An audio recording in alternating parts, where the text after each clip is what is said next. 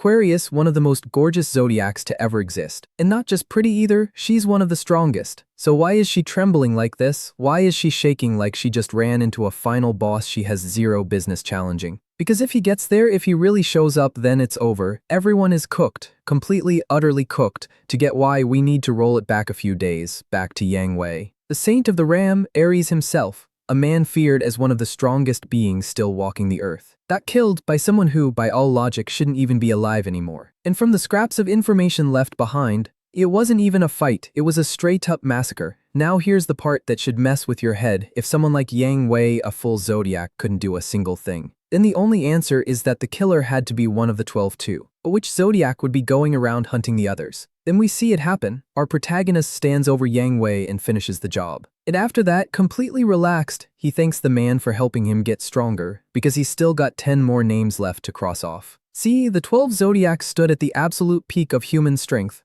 chosen by the gods themselves, handpicked to be humanity's greatest protectors. But here's the ugly truth, none of them actually wanted to wipe out the creatures threatening mankind. Because the second those monsters disappeared, so did their status, their fame, their power. So the game was always the same: do just enough, keep the threat alive, keep themselves relevant. But among the 12 there was one guy who had a completely different agenda. Legion, the strongest of them all, no contest. A battle maniac who genuinely wanted to end this whole nightmare for real, no stalling, no half measures. So when the group assembled for what was supposed to be their hardest mission ever, the Crimson Eye, everybody froze, everybody said it was impossible. Aquarius straight up collapsed to the floor. Yeah, she was not ready for that smoke. Meanwhile, Legion did what Legion always does, stepped up and charged the boss head on. He went in swinging and called for backup. But when he looked behind him, they had already turned tail and run, every last one of them. With nobody left to distract the boss and no reinforcements coming, he had no choice, he was going to fight it alone. And just like that, the endless battle began. What Legion didn't account for was the sheer, ridiculous number of creatures packed inside that dungeon. Wave after wave kept coming, and time just kept dragging on.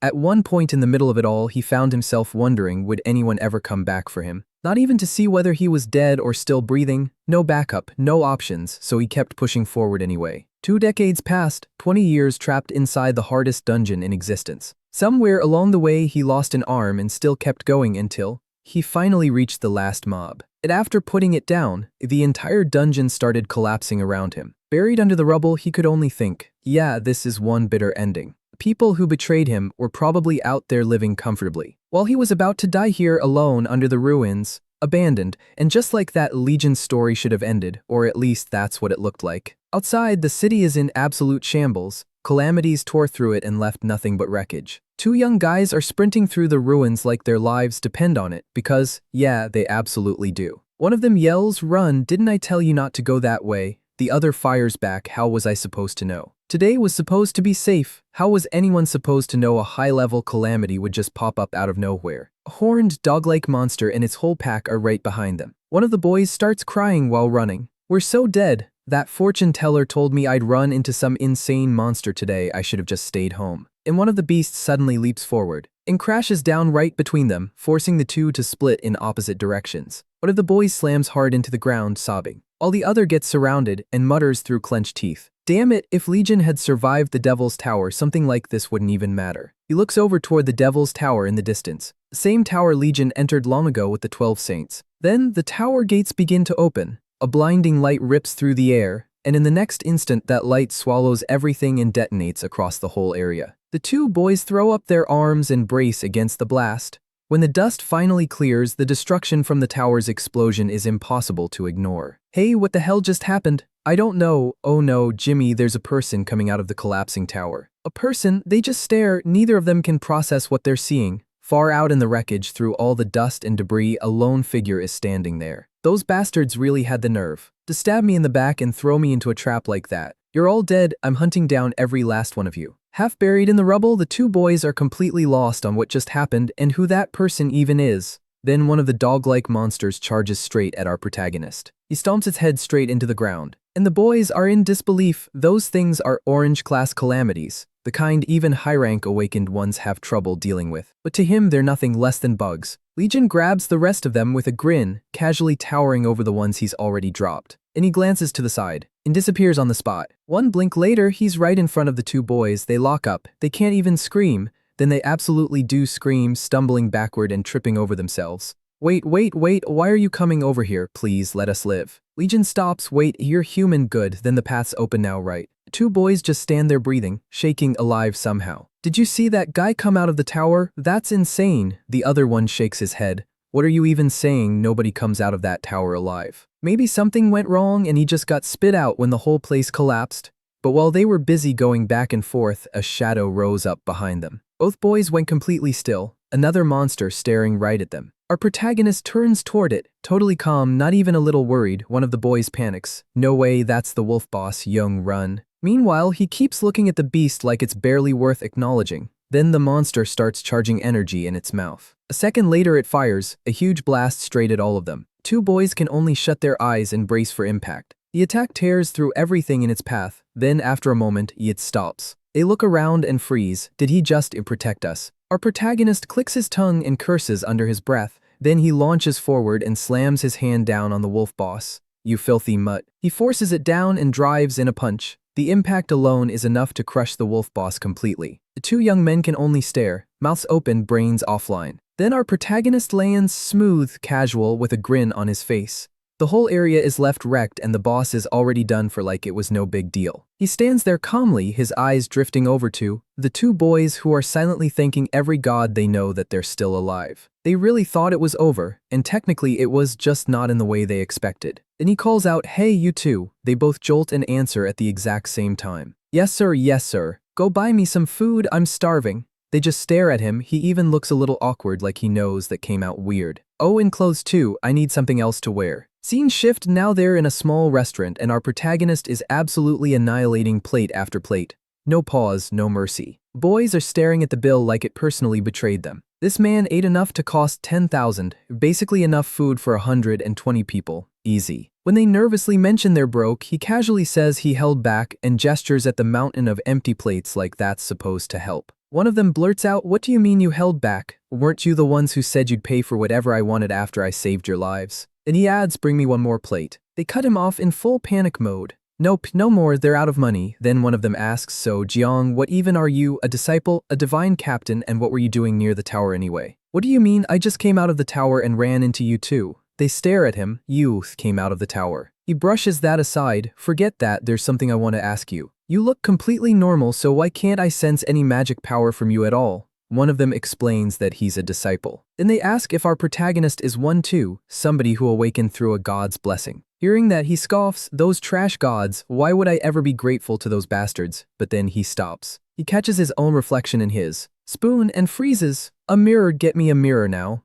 A worker points one out and he moves so fast he knocks everything off the table getting there. He starts pulling off his shirt, then just stares at his own face. "Wait, a what? My whole body recovered." He keeps staring at his reflection, totally unable to believe it. He remembers what he looked like inside the tower, scars everywhere, flesh missing, half his head practically gone. Wounds like that should have been next to impossible to heal. Not without sacrificing his power, but then he notices something else. His left arm, it's back. And what is this weird mark on his hand, a circular snake symbol? And then the mark starts glowing. A wave of pain hits him so hard his veins bulge, and he grabs his arm trying to hold himself together. Then system windows start popping up. You have experienced death, you have obtained an impossible achievement. Your previous stats will be transferred to your new body. All tower achievements will be converted into XP. You have acquired a divine skill. All unique skills and traits from your past life have been inherited and converted. You can now use the power of Ophiuchus, a snake symbol. Erupts behind our protagonist while the pain keeps ripping through him. Then all of a sudden his consciousness starts drifting, pulling him somewhere far away. He sees his spiritual self floating among countless galaxies and right in front of him is a giant snake, watching him. Our protagonist slowly reaches out his hand, and the instant he touches it, light begins shining from both of them. Then suddenly he's back in the restaurant. Asking himself what the hell just happened, one of the boys rushes over. "Ryan, are you okay?" Quick note, they're calling him Ryan here, but his real name is Legion.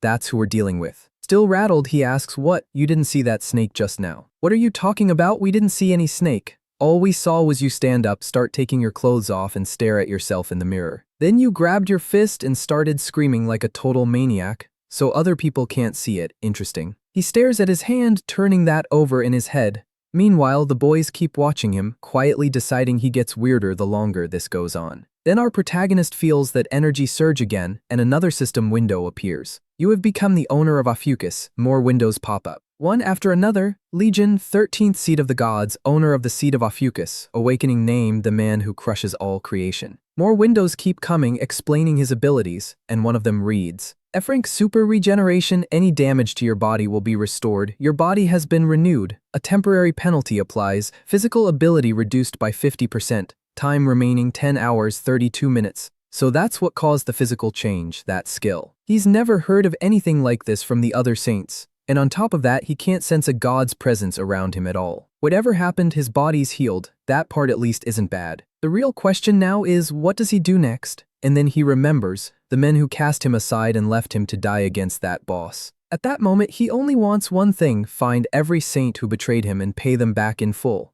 Just imagining what he's going to do to them puts a grin on his face. The boys watching him from across the table go pale. Yeah, that is not a reassuring smile. And the scene shifts to the explosion site where people are crowding around with cameras out while medics push through the chaos. Is it true the unbreakable Devil's Tower actually collapsed? Yeah, the whole world's going to lose it over this. That tower was a symbol of everything this place stood for. Then the crowd starts speculating, was this the work of Legion's followers, disciples with a grudge against other disciples? Someone points at the monsters scattered nearby. Even high-ranked saints would have had a rough time dealing with creatures like those. So who could have killed all of them and brought down the Devil's Tower? Then someone asks, do you think Legion actually came back? The answer is simple, nobody knows, but the whole thing feels seriously wrong. After that, the scene shifts again to a building where a large group has gathered for a press conference. Camera flashes everywhere, reporters shouting over one another. Yang Wei, what do you think happened? Do you believe there's any chance Legion survived? The heavyset man from the start of the story says nothing. He just stands there watching everyone around him. His name is Yang Wei, saint of the Aries constellation. All he says is, I have no comment. And he turns and walks away, visibly unsettled, while the crowd keeps shouting for answers. What do you mean you have no comment? The next scene cuts to the inside of his car, where he immediately starts smashing things. Damn it, Legion, Legion, Legion. Everyone just has to keep talking about that bastard.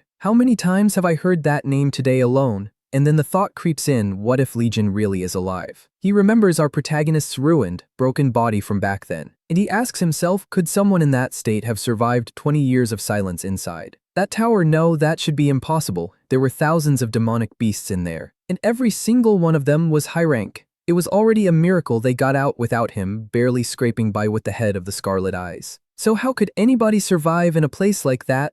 Legion's body had already been wrecked by the backlash of his own powers before they even left him behind. And unlike them, he didn't even have a god's protection to rely on. But then, what if he really did come back? Yang Wei tries to shut that thought down. But it won't leave, because if Legion really returned, then it's over. The scene cuts back to our protagonist casually scrolling through a phone. Just like I thought, I'll start by crushing that bastard first. And the story moves to an airport, where a plane has just finished. Touching down, a man steps off the jet bridge and someone immediately moves to greet him. Welcome, it's an honor to receive one of the 12 constellations. Mr. Hugo Otters, the blonde guy from the beginning of the story. The same one eating fried chicken with our protagonist like the world wasn't on fire. Here he's dressed sharp, all polished, composed, elite energy, and once again the story makes it official, Sagittarius constellation. Hugo Otters. Where's the Prime Minister? He's waiting at his residence, sir. Your car is ready over there. Alright then, let's go. The people nearby whisper to each other about how majestic he looks. To them, this is exactly what a true chosen one is supposed to look like, once he's seated inside the car. Hugo sits there quietly, lost in thought.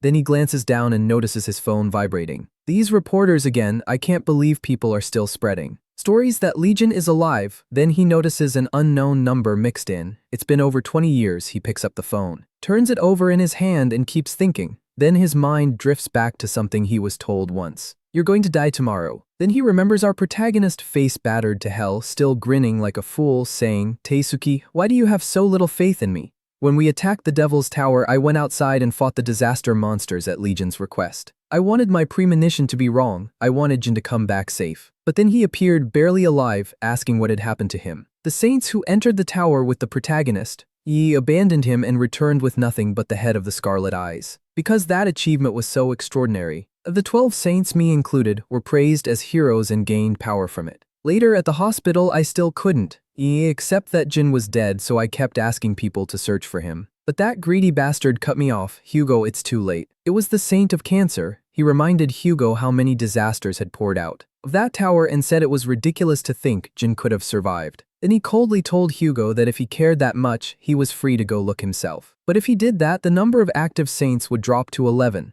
Hugo could only stand there, frustrated, helpless, and trapped. Back in the present, he was still stuck in that memory, telling himself that no matter how strong Jin was, surviving would have been impossible, and after all this time, had to be far too late. Then someone calls out, "Sir Hugo, it's a call from the Prime Minister." The call lights up on the screen. Hugo answers and the Prime Minister's voice comes through urgently. "Can you hear me?" He asks if Hugo has seen the news that the Devil's tower had collapsed. Hugo brushes it off, same old story. He apologizes but says that if this is another request to search for Jin, he's refusing. As far as he's concerned, the protagonist died in the Devil's Tower that day. Whatever's happening there now is probably the work of Legion's followers. And if this is all just being used to score political points, the Prime Minister cuts him off. No, that's not it. He says South Korea just received urgent news, a call came in. Hugo pauses. What line? The private hotline, the one made exclusively for Jin. The instant Hugo hears that, he freezes. He shouts, demanding to know if it's real, then starts grabbing the poor driver in pure panic. "Stop the car, stop the car." The driver scrambles to obey. He slams on the brakes immediately. And Hugo's mind is already racing.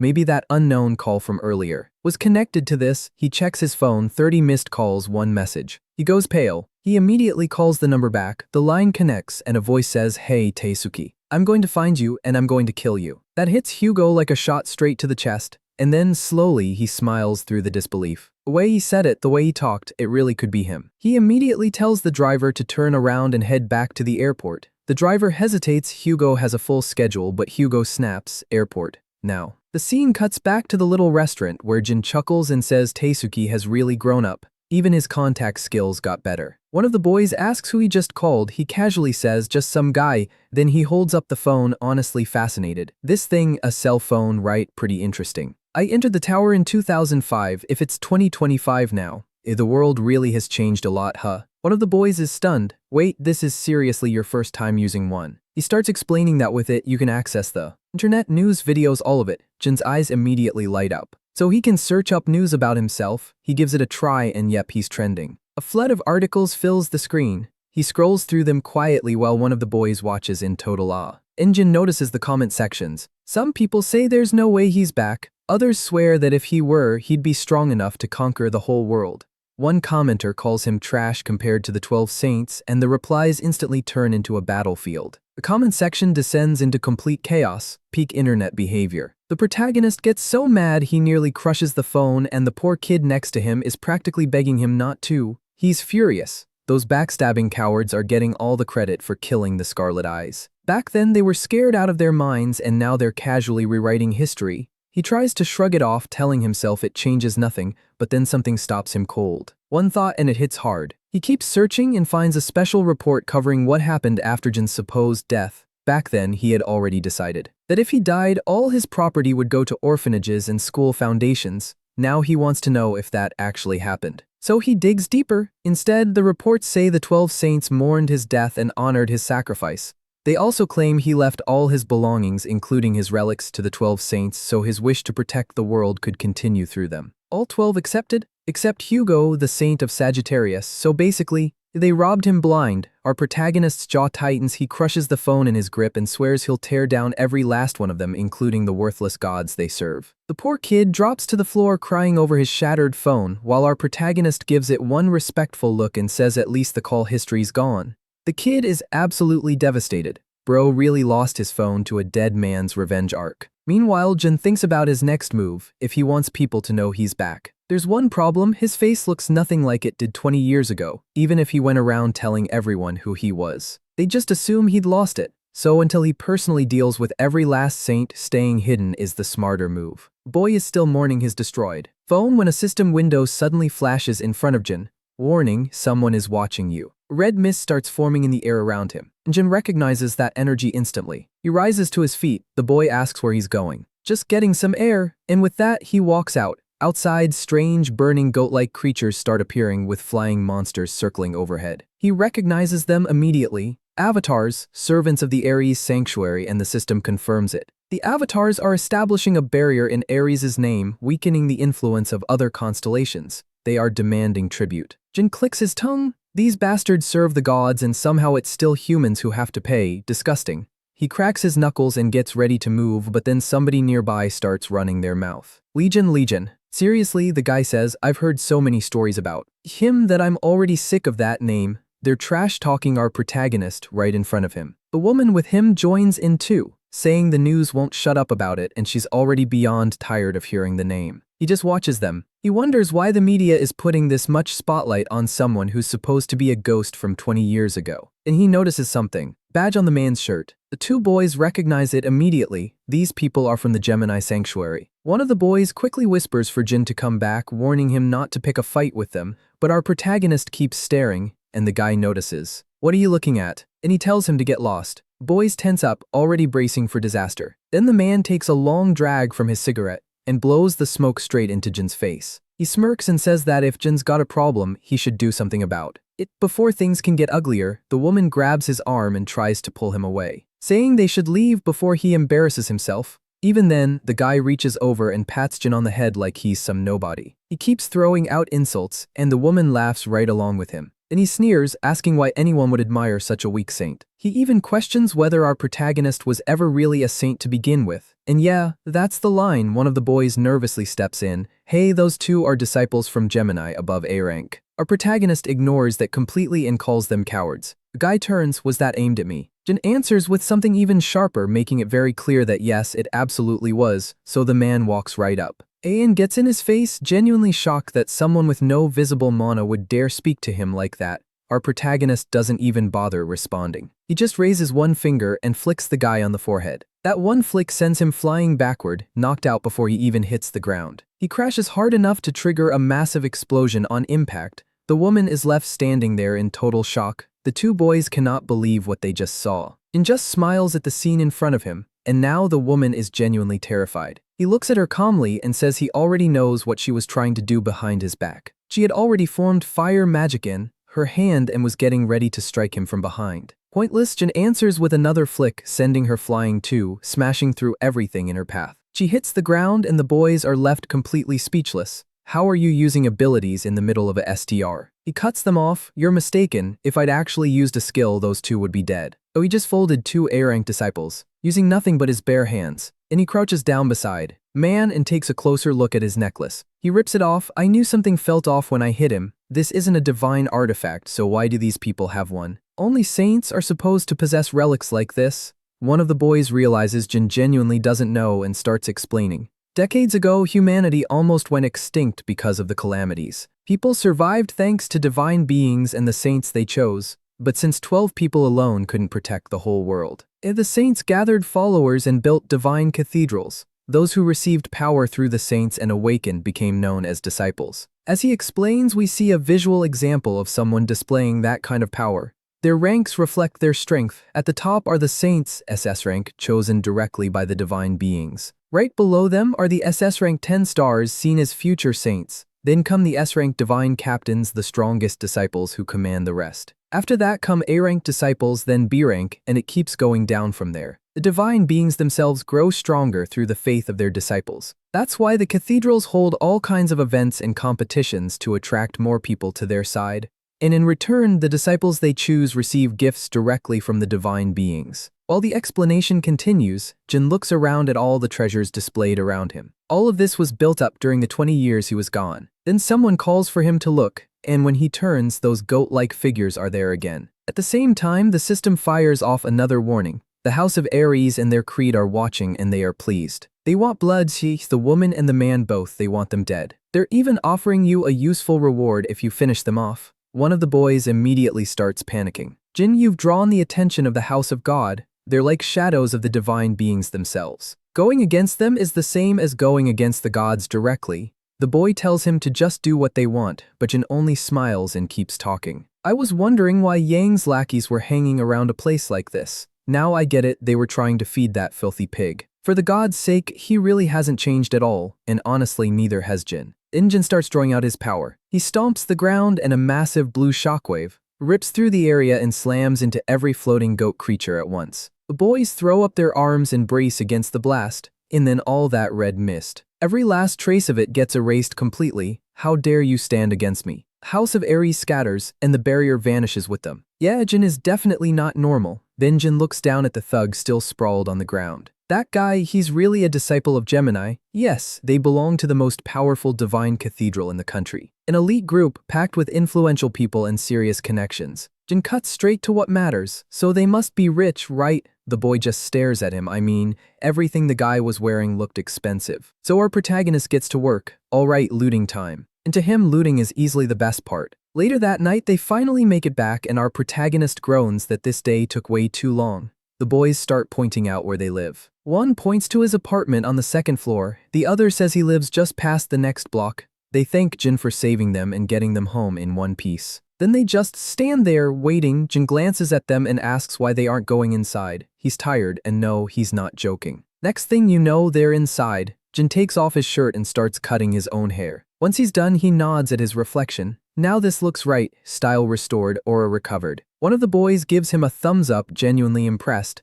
Did you seriously cut it yourself? The protagonist gets a little embarrassed. Back then, the side effects of my powers made every strand of hair precious. One strong breeze and I could have gone bald. That sends him into a flash of how miserable he used to look. Half bald, broken, barely holding together. And now even his hair is back to normal. He can hardly believe it. And he suddenly stops. Why is there a calamity inside this house? He immediately slaps the tiny bug. It turns to dust. The boy freaks out. Normally even professionals couldn't kill one of those barehanded. But it isn't just one, more keep showing up.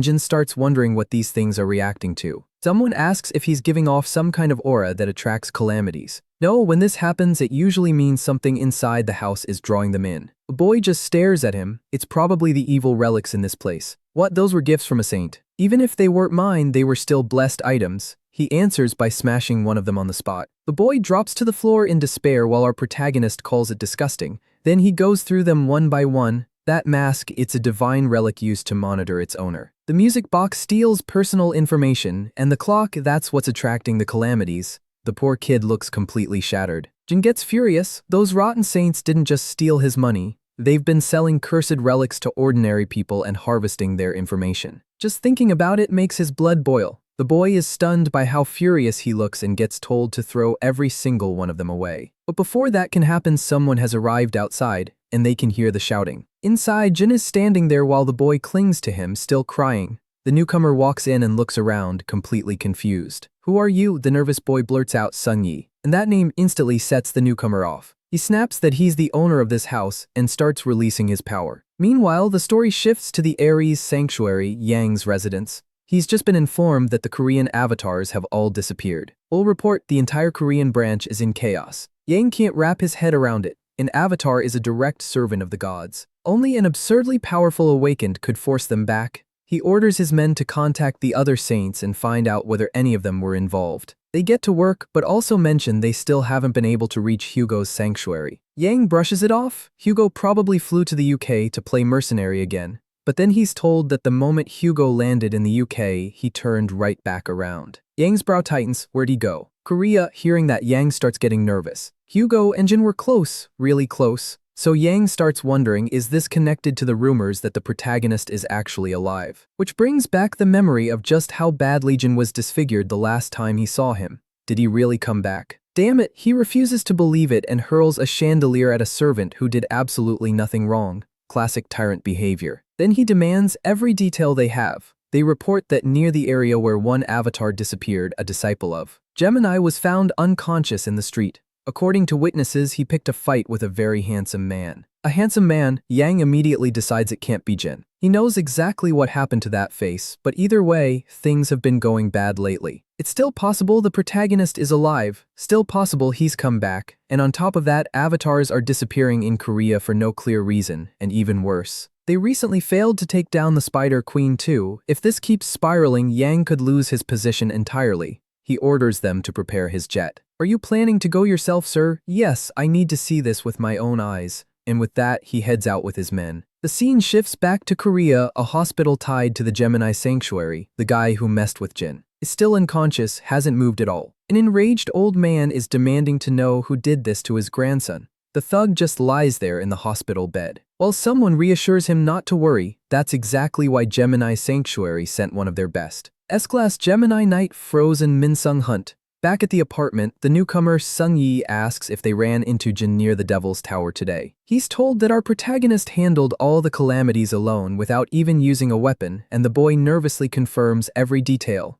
And he actually knocked out an A-class disciple. The boy confirms that too. Sung-yi completely loses it. None of this makes any sense. And on top of that, Jin destroyed every relic in the house. Our protagonist calmly replies that they were all fake, including the one sitting right in front of him. The redhead is half a second away from exploding. He demands to know what sanctuary the protagonist belongs to. Jin just smiles and says he doesn't need one. At this point, Sung-yi is running purely on outrage. He asks which god Jin serves. Jin says he serves none of those idiot gods, only himself. Then what awakened class are you? He casually says something like worker rank maybe. In comes the last question, your name. My name is Legion. The instant Sung-yi hears that, he starts gathering power while the other boy frantically tries to calm him down. But Sung-yi is done listening. This guy walked into someone else's home without permission. Destroyed all day. Relics, and now he has the nerve to use the name Jin. A massive aura rises behind him. How dare you imitate? Then one of the boys yells that this is their house and asks if Sung-yi is trying to wreck the whole place. Then a system message appears for our protagonist.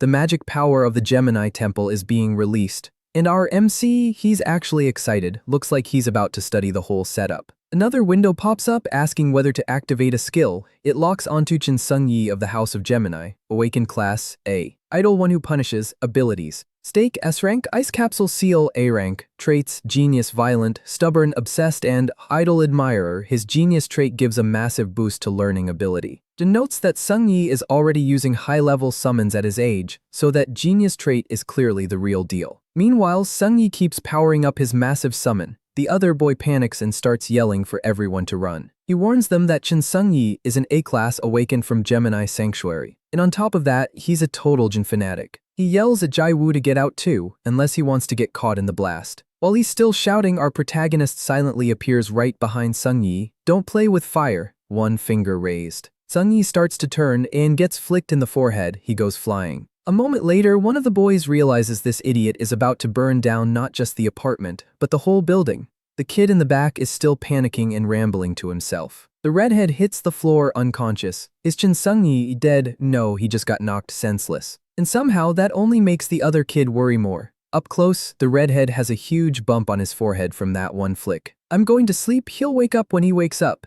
Meanwhile, the other boy keeps hovering over Sung-yi, calling his name. No response, just lying there, foam at the mouth, technically alive. After that, Jin heads into the room. Inside, he finds an entire collection of statues and figures of himself. He stares at all of it. What is this supposed to be? The boy reminds him Jin Sung-yi is obsessed with Legion. Right on cue, the redhead jolts awake and screams for him not to touch them. Those are my precious collection, worth more than my actual life. Our protagonist walks over, grabs one of the figures and rips its head clean off. This is making me feel sick. Might as well take all their heads off. The redhead freezes and then absolutely loses it. He starts screaming and begging him to stop, but our protagonist just keeps going. I already told you I'm not some figure sitting on a shelf. I am Legion. The poor collector is spiritually destroyed. On the floor, crying over action figures. Then the scene shifts to a cafe where someone is watching the news. The report says 2 Gemini affiliates were attacked yesterday by an unidentified man. Witnesses also claim the suspect stole the victim's belongings. The one watching the report is Hugo. He immediately says this has Jin written all over it. What is that idiot doing now? He grumbles that this is the first thing he hears after arriving in Korea. Then a waitress approaches. What can I get for you? The second Hugo looks at her, his expression turns cold.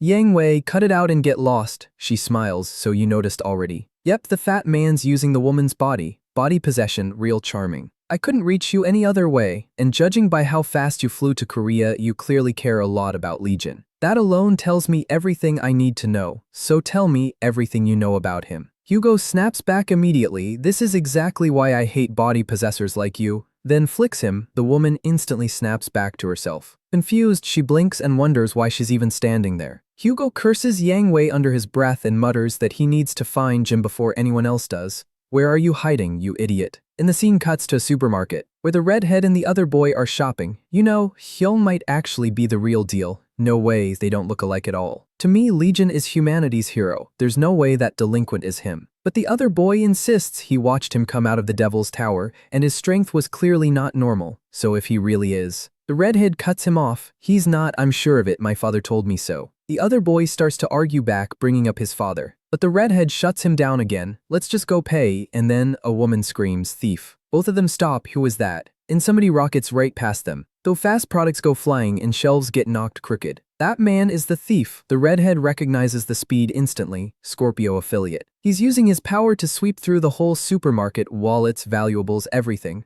The guy tears through the store like a blur, clearing it out aisle by aisle, and in his head he's practically gloating. Nobody can stop me at this speed. Even if other affiliates are nearby, it won't matter. I've already grabbed most of what I came for, time to hit the next place, and then, damn, punch straight to the ribs out of nowhere. It's Jin calm as ever, got you. The thief hits the ground stunned. The boy blurts out, why are you even here? I forgot to tell you two to grab some chicken, so here I am. The thief is writhing on the floor in pain. While somebody nearby looks over and says Jin's not bad, it's hard to catch a Scorpio affiliate, they're insanely fast. Still, judging by his energy, he's probably just an ordinary believer. Next time, report it to the authorities first. This guy is really out here giving Jin life advice. He has no idea who he's talking to. That self-important clown barely gets to finish his sentence. And something suddenly grabs everyone's attention. A whole supermarket starts shaking. The thief on the floor jolts up. Is this an earthquake? And his eyes light up. Perfect. He plans to use the chaos to escape and bolts immediately. That weird guy nearly had me, but this is my exit ticket. Mentally, he's already gone, and then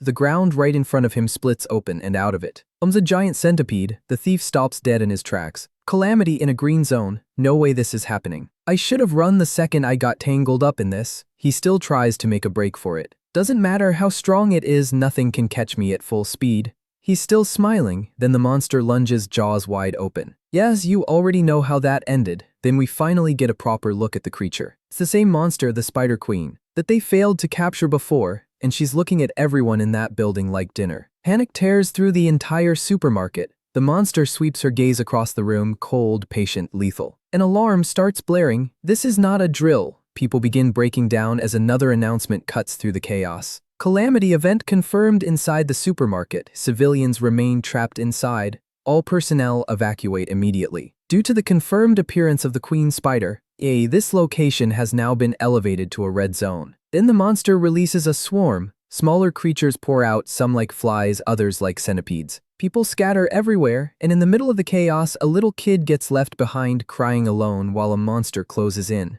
Something rushes toward them. A green light flashes, and Jin smashes the monster aside. One clean punch and the child stumbles back stunned. Jin crouches down, you okay, be more careful next time. But the moment the kid gets a proper look at him, he screams and runs off without even saying thanks. And just stands there a little dumbfounded. At least the kid seems fine. What kind of supermarket has more calamities than customers? After being away this long, he decides it's time for a little warm-up. He starts pulling out his weapon. But then the scene cuts to a speeding car, and inside, Yang Wei gets word that a calamity has appeared at a nearby market. At first he says he doesn't care, then what kind? The Queen Spider. He goes completely silent. We already failed the last raid against it, we barely made it out. Yeah, and now it's escaped. He curses under his breath. I can't handle a red-class calamity alone. Then the story takes a second to explain something. After calamities first appeared, humanity classified them into 6 danger levels. Blue, low danger, green, safe. Yellow, alert. Orange, evacuate, danger is rising. Red, the area belongs to calamities. Black, human survival is impossible. So if the Queen Spider showed up in that market, it's already a red zone. Then the driver asks what they should do. Yang Wei thinks for a moment, bury it. The driver is stunned, I'm sorry, could you repeat that? Bury it, all of it. No one can learn the truth. If people find out, even more damage happened because we covered up the failed raid. If this turns into a complete disaster, tell them everyone inside is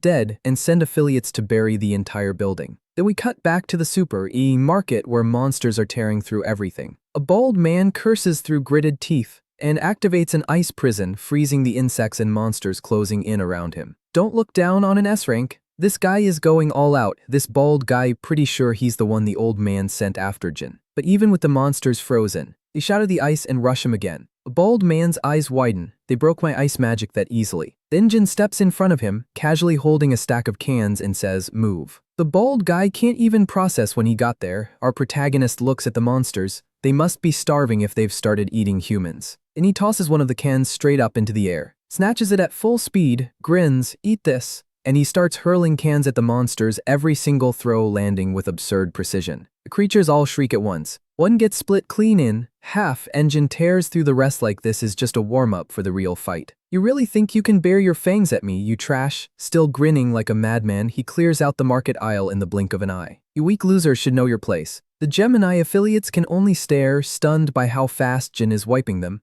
out. Then a system window pops up beside him. You have defeated a calamity. Your zodiac experience has increased. You have obtained new materials for production. Materials, what is this system even talking about? A small crystal appears in our MC's hand as the system explains. With the materials you've collected, you can create skills and relics. Your production skill has also changed. Jin decides he'll test that later. For now, moving like this doesn't feel bad at all. Even with his physical ability cut to 50% because of the recovery penalty, maybe now he can draw out even more power than before. Meanwhile, the bald guy stares at Jin in total disbelief. He can't believe Jin erased those S-rank calamities so easily when he couldn't stop them at all. Then the protagonist talks to Sungyi. "Oh, when did you get that?" The protagonist shows him the dagger he took from their place, and the kid freezes. Where did this guy even come from? Our MC stays completely calm, but the bald man suddenly speaks up. "Hey, I knew something was off, so you're the one who attacked our affiliates." That catches Jin off guard for a second. The guy remembers the two idiots he smashed earlier. Still, the protagonist just tells him to shut up and slaps him across the cheek.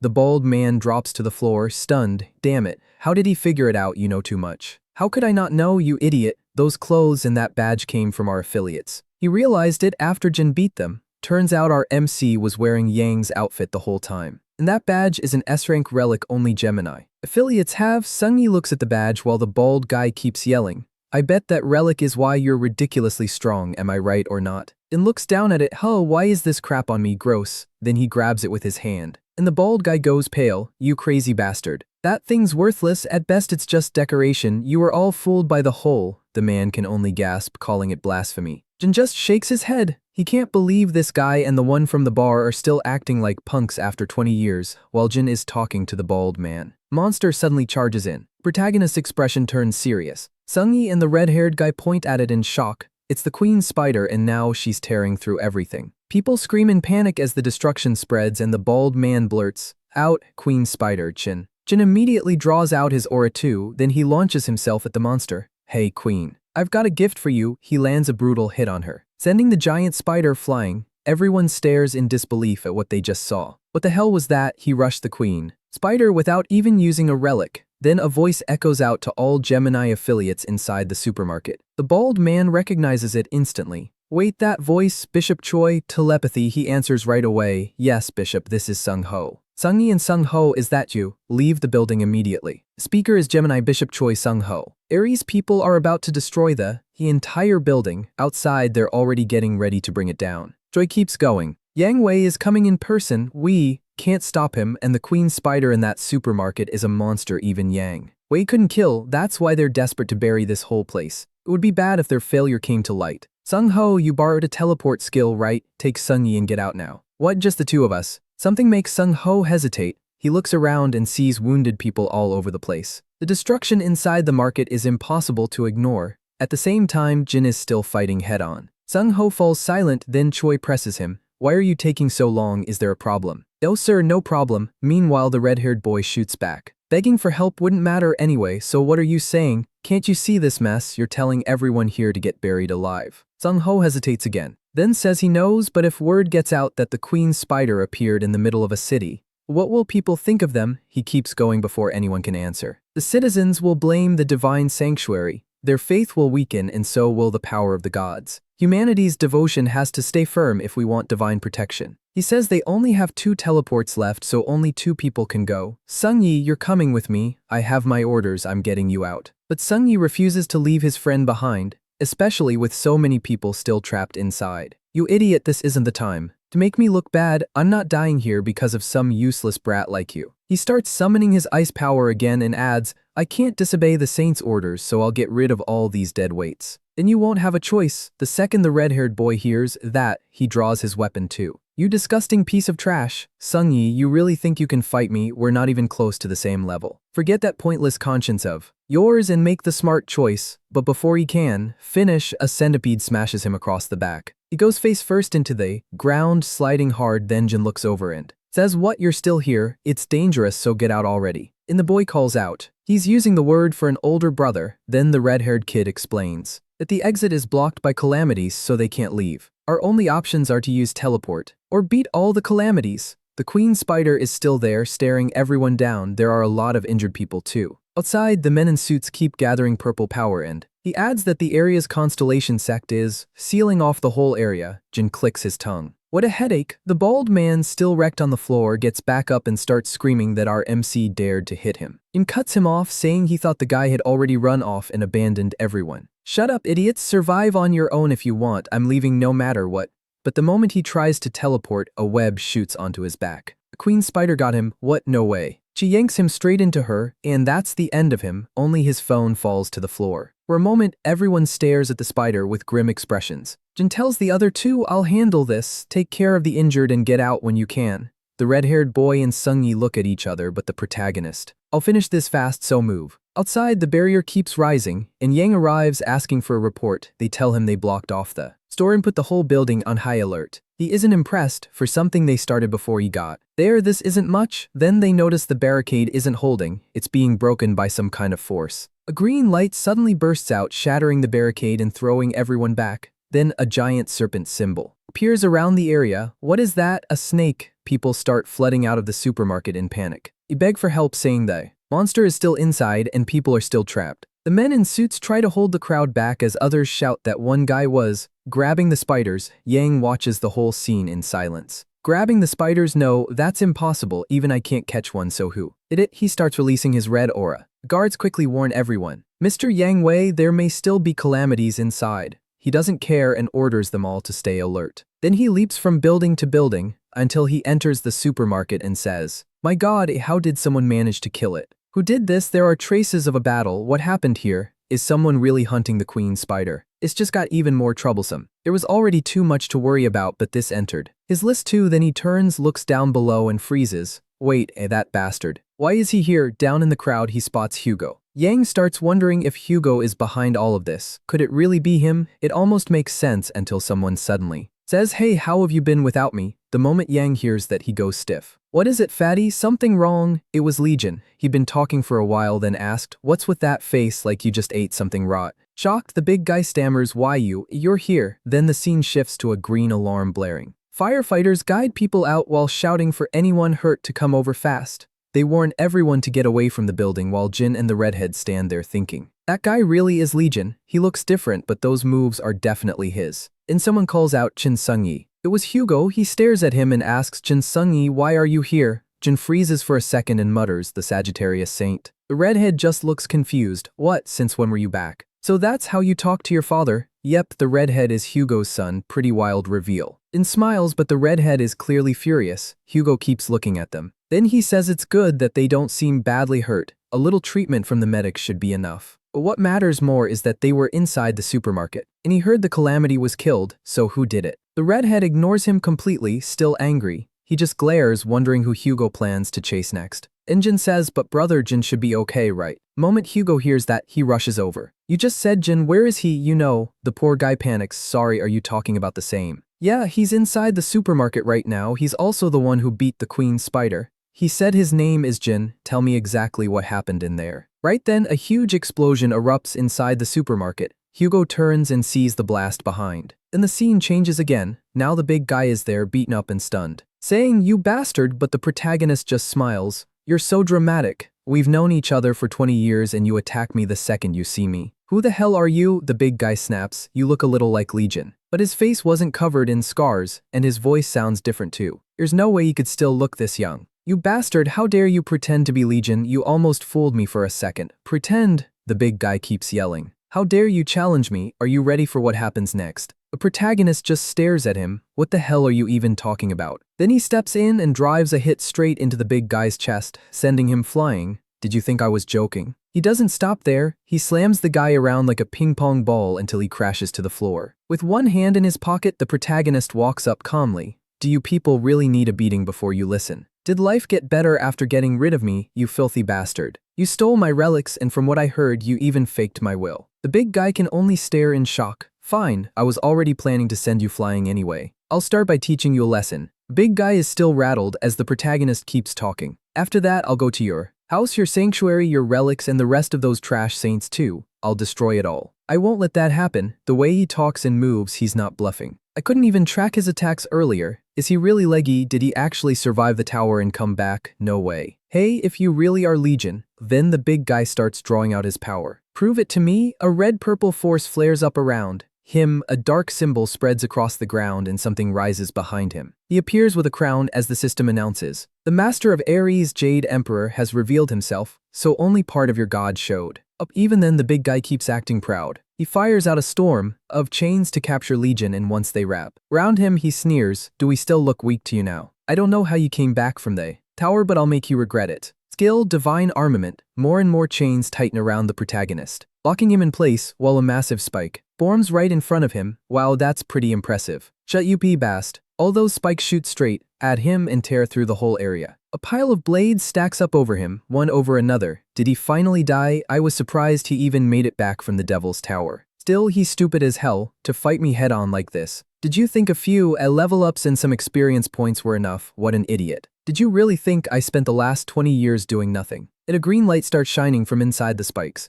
Big guy immediately tenses up as an explosion bursts out, throwing the blades back while the protagonist charges through and smashes a hard hit into the big guy's face, sending him flying back. How did he survive that? Are you really leggy? The protagonist laughs. So you finally figured it out, you fat bastard. He plants a foot on the big guy's stomach and keeps talking. Yeah, that's right, I really did come back. How did he get out at all, and what happened to you? Even your weapons smell like trash. Now that kind of recovery should be impossible even for Aquarius healers. System messages appear. You experienced near death. Conditions met. Skill unlocked. 13 cents. Thanks, you made me stronger. Now how about I try something? Hey, wait, please. The system keeps going. The god of Ares is shocked by Legion. He frantically asks why Legion is still alive. The god of Ares trembles, saying this is impossible. And the god of Ares vanishes in a flood of curses. The big guy is left panicking. What is this? Why is a god disappearing? The protagonist answers. Maybe because he knows fighting me is pointless. I'm feeling merciful, so I'll only make you suffer as much as I did. He says it with a smile full of menace. Then he starts beating the big guy down, and after some time, Hugo arrives with his subordinates asking, "What the hell happened here?" The place is completely wrecked and Hugo takes it all in. At Energy, Yang Wei, this was definitely Legion's doing. Only he could leave behind a mess like this.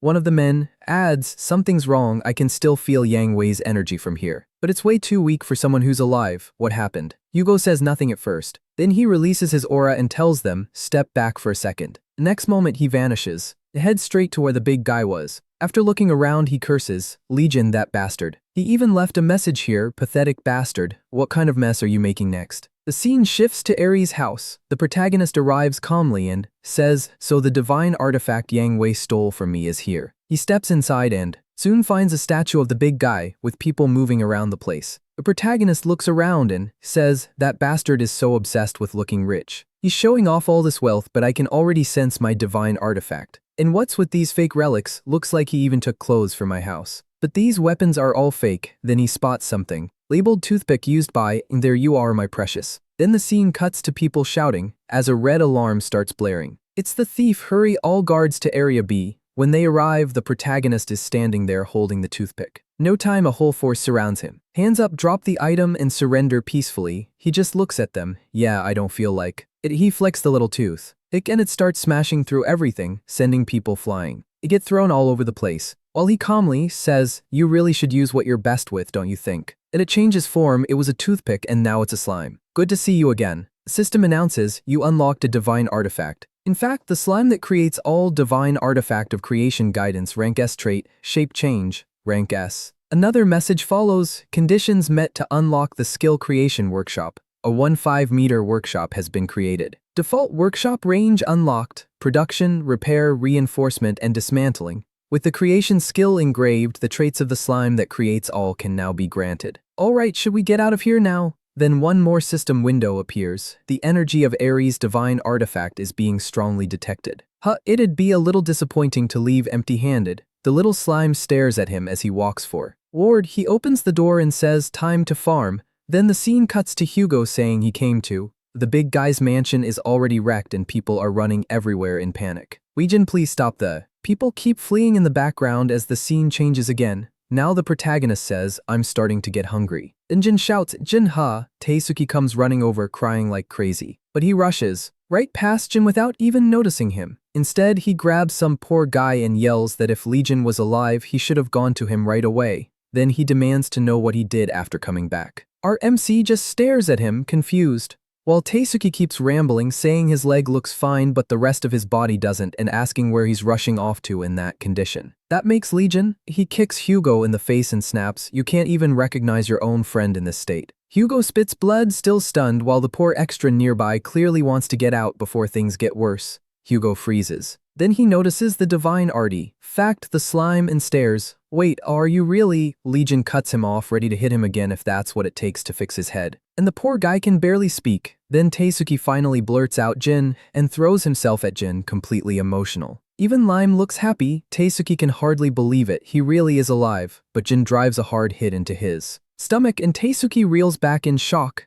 The protagonist curses at him for hugging him out of nowhere, and that only convinces Taisuke even more. Yep, that's definitely Jin. Just then the system warns, Apollo has his eyes on you. Everyone pauses. A golden aura rises behind them as Apollo shows up. Taisuke stares, clearly shaken, while Apollo opens his eyes and fixes Jin with a strange look. Taisuke gets even more nervous, but Legion stays calm. Then Apollo appears right in front of them, and Hugo can't understand why he's here. Apollo only keeps staring at Jin in silence. Then Jin frowns and asks what this is supposed to be. System says Apollo doubts Legion really survived and suggests checking if this is truly him. Hugo is lost. How is he supposed to do that? Apollo raises his bow at Legion and figures a fire arrow should reveal the truth. Hugo quickly grabs him and begs Apollo not to do it. Meanwhile, Jin thinks maybe he should just get rid of this messed up god too. After all, the guy is aiming arrows at someone he just met. Hugo keeps trying to calm things down, saying it's fine, and Jin doesn't look. The protagonist says he'd rather settle a few things first. Hugo flinches. What? And he remembers our MC's voice. The message comes back to him and he goes pale while Jin keeps talking. He says he just got out of the tower and found out his house was sold, his name was ruined, and all his relics were gone.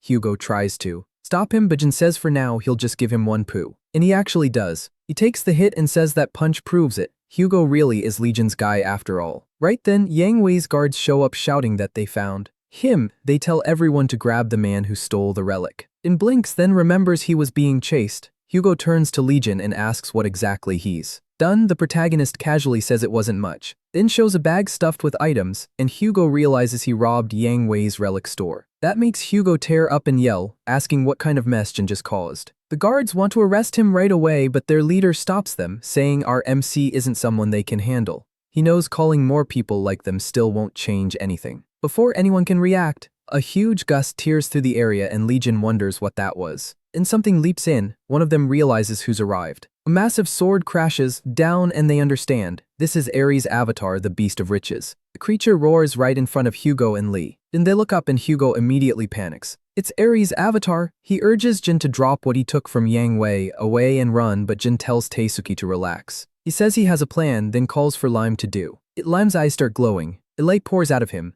A moment later, he spits out what looks like Jin's weapon. The protagonist knows it'll be hard to fight an avatar with it in this condition, but he calls for its true form, one that stayed asleep until now. Now green energy starts wrapping around his old weapon, and Hugo wonders what kind of power this is. A lightning strikes, and a huge new sword appears in Jin's hand, and now he says it's finally usable. The system explains that the relic awakened through the power of Ophiuchus, and thanks to that constellation snake hunter trait, the sword gained a fatal strike effect. Its blade became sharper and its power increased. Another skill unlocks. 13th sense. Now Jin can see the enemy's vital spots and the path of destruction. Jin grins, so this is his new ability. He tests it once and spots the monster's weak point. With that, he's ready to move. He charges straight at the beast while Hugo watches from behind. He remembers this is exactly how Jin always fought, taking the lead and rushing the enemy no matter how dangerous it was. He tells him to finish it fast, but then the monster slams its paw down just as he closes in. Then Hugo shouts and shouts, but something happens to the beast. And complains that Hugo is yelling too loud. He jokes that the smell of that beast's feet nearly killed him and says now it's his turn. The monster is stunned when its paws go fly. Jin sliced one clean off. The beast roars in pain, and the system warns them to be careful. The Beast of Riches Pichu has used its. He keeps roaring, but the protagonist stands there calmly and says it would have avoided punishment if it had stayed quiet. Now he's going to start slow. He gets ready to attack again. Again, and the system announces that Ophiuchus trait has activated. Snake Hunter Jin swings his sword, sending a slash racing across the ground toward the monster. The force tears through everything in its paw, reaching high into the air. Everyone in the area can only stare in shock. Jin stands firm, and the trail of destruction shows just how powerful that blow was. Hugo realizes this power matches the MC from his memories. The monster is completely beaten, and the system announces he defeated an avatar and his divinity points increase. Then it asks if he wants to take the Beast of Riches. Pichu as his own avatar, Jin is surprised. Only the 12 gods are supposed to control avatars, so this is possible too. He walks up to the beast and PTS it. His aura starts wrapping around, and the creature even grows wings. The system confirms that the Beast of Riches Pichu has become Ophiuchus' avatar. Current number of avatars, 1. Now it looks almost ugly. Gatory cute, Pichu shrinks down just to hug its new owner, and Jin picks it up. He says a beast of riches like this will make a great treasure chest. In the back, Hugo is speechless. He just turned another sanctuary's avatar into his own, and Hugo can't even imagine what kind of broken condition allowed that to happen. Jin cuddles the little beast for a second when the system appears again. It says he can give Pichu a name. The protagonist thinks for a moment, then names it P. After that, the scene shifts to Hugo's house. Jin calls him a traitor, and Hugo fires back, asking if Jin has any idea how worried he was. Jin calmly says that unless he's mistaken, Hugo got married, started a family, and enjoyed life while his friend was trapped inside that awful tower. Jin keeps pressing him, then jokes that maybe he won't be able to rob him in his own house. He repeats that point more bluntly, but Hugo says not to worry, the protagonist can stay as long as he wants since he lives there alone. That awkwardly slips out, and Hugo tries to smooth things over, then he panics and explains he's not divorced, it's just that his wife, never mind. Jin ignores it. Instead, he asks what the hell happened inside the tower. Privately, Hugo decides not to tell Sungyi or the others about Jin yet since they were crazy about him. Back then, Hugo had been fighting the calamities outside the tower, so he never learned what happened inside or why the other saints came out carrying the head of the Scarlet Eyes instead of him. Jin says the truth is simple and ugly. He was stabbed in the back and thrown into a trough. That place was packed with calamities. More and more kept shelling up, and even Scarlet Eyes came back to life. Hearing that, Hugo is shocked. Scarlet Eyes revived. The protagonist confirms it. He explains the monster was deeper inside the tower. Its real form was a giant firebird, and says he still managed to kill that. But the real problem wasn't Scarlet Eyes, it was the tower's true administrator. That guy could revive dead Calamai. Ties, no matter how many times our MC killed them, they kept coming back. Somehow he still managed to get out, but honestly he thought he'd never escape. That sick freak tortured him badly for a long time. In the end, I used everything I had and beat the tower's administrator. If I remember right, I got buried after that. When I woke up, the monsters were gone from the cave, and somehow I had these new powers. One thing's for Sue, Ray, the bastard who stabbed me, knew the tower inside and out. That's how he trapped me in that cave. Packed with calamities, he had to know exactly where it was. I'm definitely going to make those guys the ones who stole what was mine and talked trash about me. But the one who betrayed me, I've got something special planned for him first. I need to get ready. Hugo is left stunned after hearing all that and asks what he should do. Jin says he needs to make the gear he'll use against them. Then he uses his power on the little wooden horse he sees.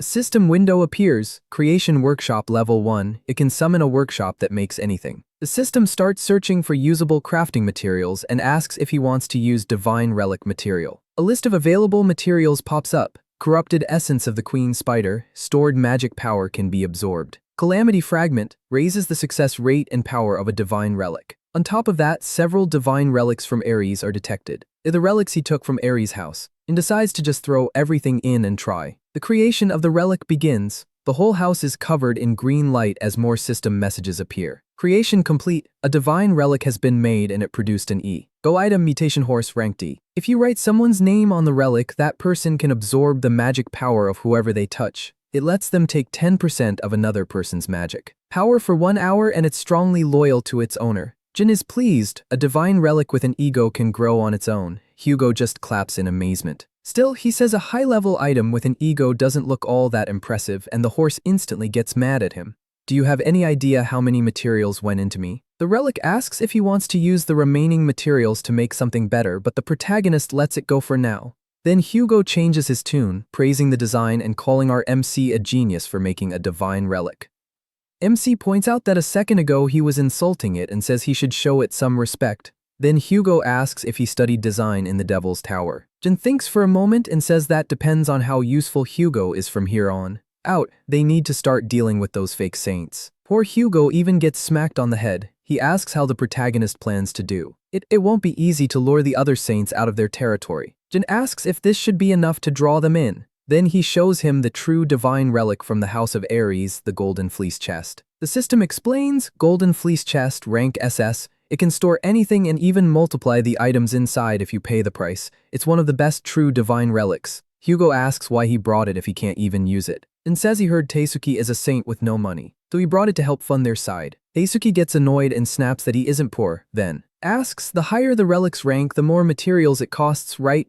MC says they'll use it to multiply their materials and make divine relics strong enough to crush the other saints. Hugo asks how they're supposed to do that when nobody there can activate it. Jin stares at him and asks if he really can't. Hugo reminds him he isn't Ares saint, he's the Sagittarius saint. Didn't Jin notice? The protagonist didn't. The two of them just sit there in silence. And Hugo says maybe MC can use it instead. Dead silence. Jin shuts that down too and says they need another way. But then he keeps talking and casually mentions he already sent a declaration of war to a broadcasting station. Hugo is stunned. He blurts out, "What did you send and where?" Hugo says there's no point now, they just have to figure something else out. The protagonist repeats the question, furious, and calls him insane. Scene shifts to the Blue House in Korea, where a meeting is going on. One man angrily tears into the others, saying they couldn't even beat a single spy. Dare and only ended up humiliating themselves. He says they should have stuck to selling charms instead of joining a fight against a calamai. Tai, he's the Divine Captain Divine Lion Oliver, but someone cuts him off. They warn Divine Lion to watch his mouth. Oliver says he heard some random guy beat the Queen Spider, and he wonders if the dead Jin somehow came back to life. Another person tells him not to go too far. It's obvious he's way too obsessed with our MC's old hero story. That man is the Gemini Divine Captain Choi Sung. Ho, he's the one who told the bald guy and the dagger user to run from the supermarket. So he asks what the problem is. If it really were Jin, then of course he could have taken down that spider Isi. Lie, didn't they see that famous Russian subjugation video? But another man argues he only did that because he got buffs from the other saints and his weapons were given to him. With that kind of support, they would have done even better. Choi dryly answers that maybe he just didn't get enough support to beat the Queen Spider. That's why he failed, right? The man immediately gets angry. He insists he's just setting the record straight. Ares' side defeated the Queen Spider thanks to the sacrifice of an S-rank disciple. Choi mocks him, saying, "Wow, Ares has someone that strong, I'd love to meet them, though I'd probably have to search inside the Queen Spider's stomach." The argument keeps going while an old man in the back grumbles about how the Blue House turned into a den of thugs. Then someone bursts through the door, shouting for the president to turn on the news right away because something huge happened. On the broadcast, the reporter says their station just received a mysterious package containing photos from someone claiming to be Yang Wei, along with a short message. Photos show Yang Wei wrecked and the note says, "I'm back." A handwriting analysis confirms a 99% match. The writing belongs to the supposed dead Jin. Then the scene cuts back to Hugo Yi Ling. He asks the protagonist what he was thinking when he sent that. And Jin says it was a declaration of war. He's telling them to get ready because he's going to rip off every one of their heads. Hugo keeps shouting, telling this maniac to focus. Beating Yang Wei was already a huge problem, so why did he have to announce himself? In corrects him, Yang Wei isn't dead. Hugo freezes, what? He says technically he's alive but not really. Hugo is completely stunned as the protagonist presents the answer. Ta-da, this is Yang Wei. He holds up a teddy bear and the bear starts swearing. From inside, as Yang Wei curses Jin,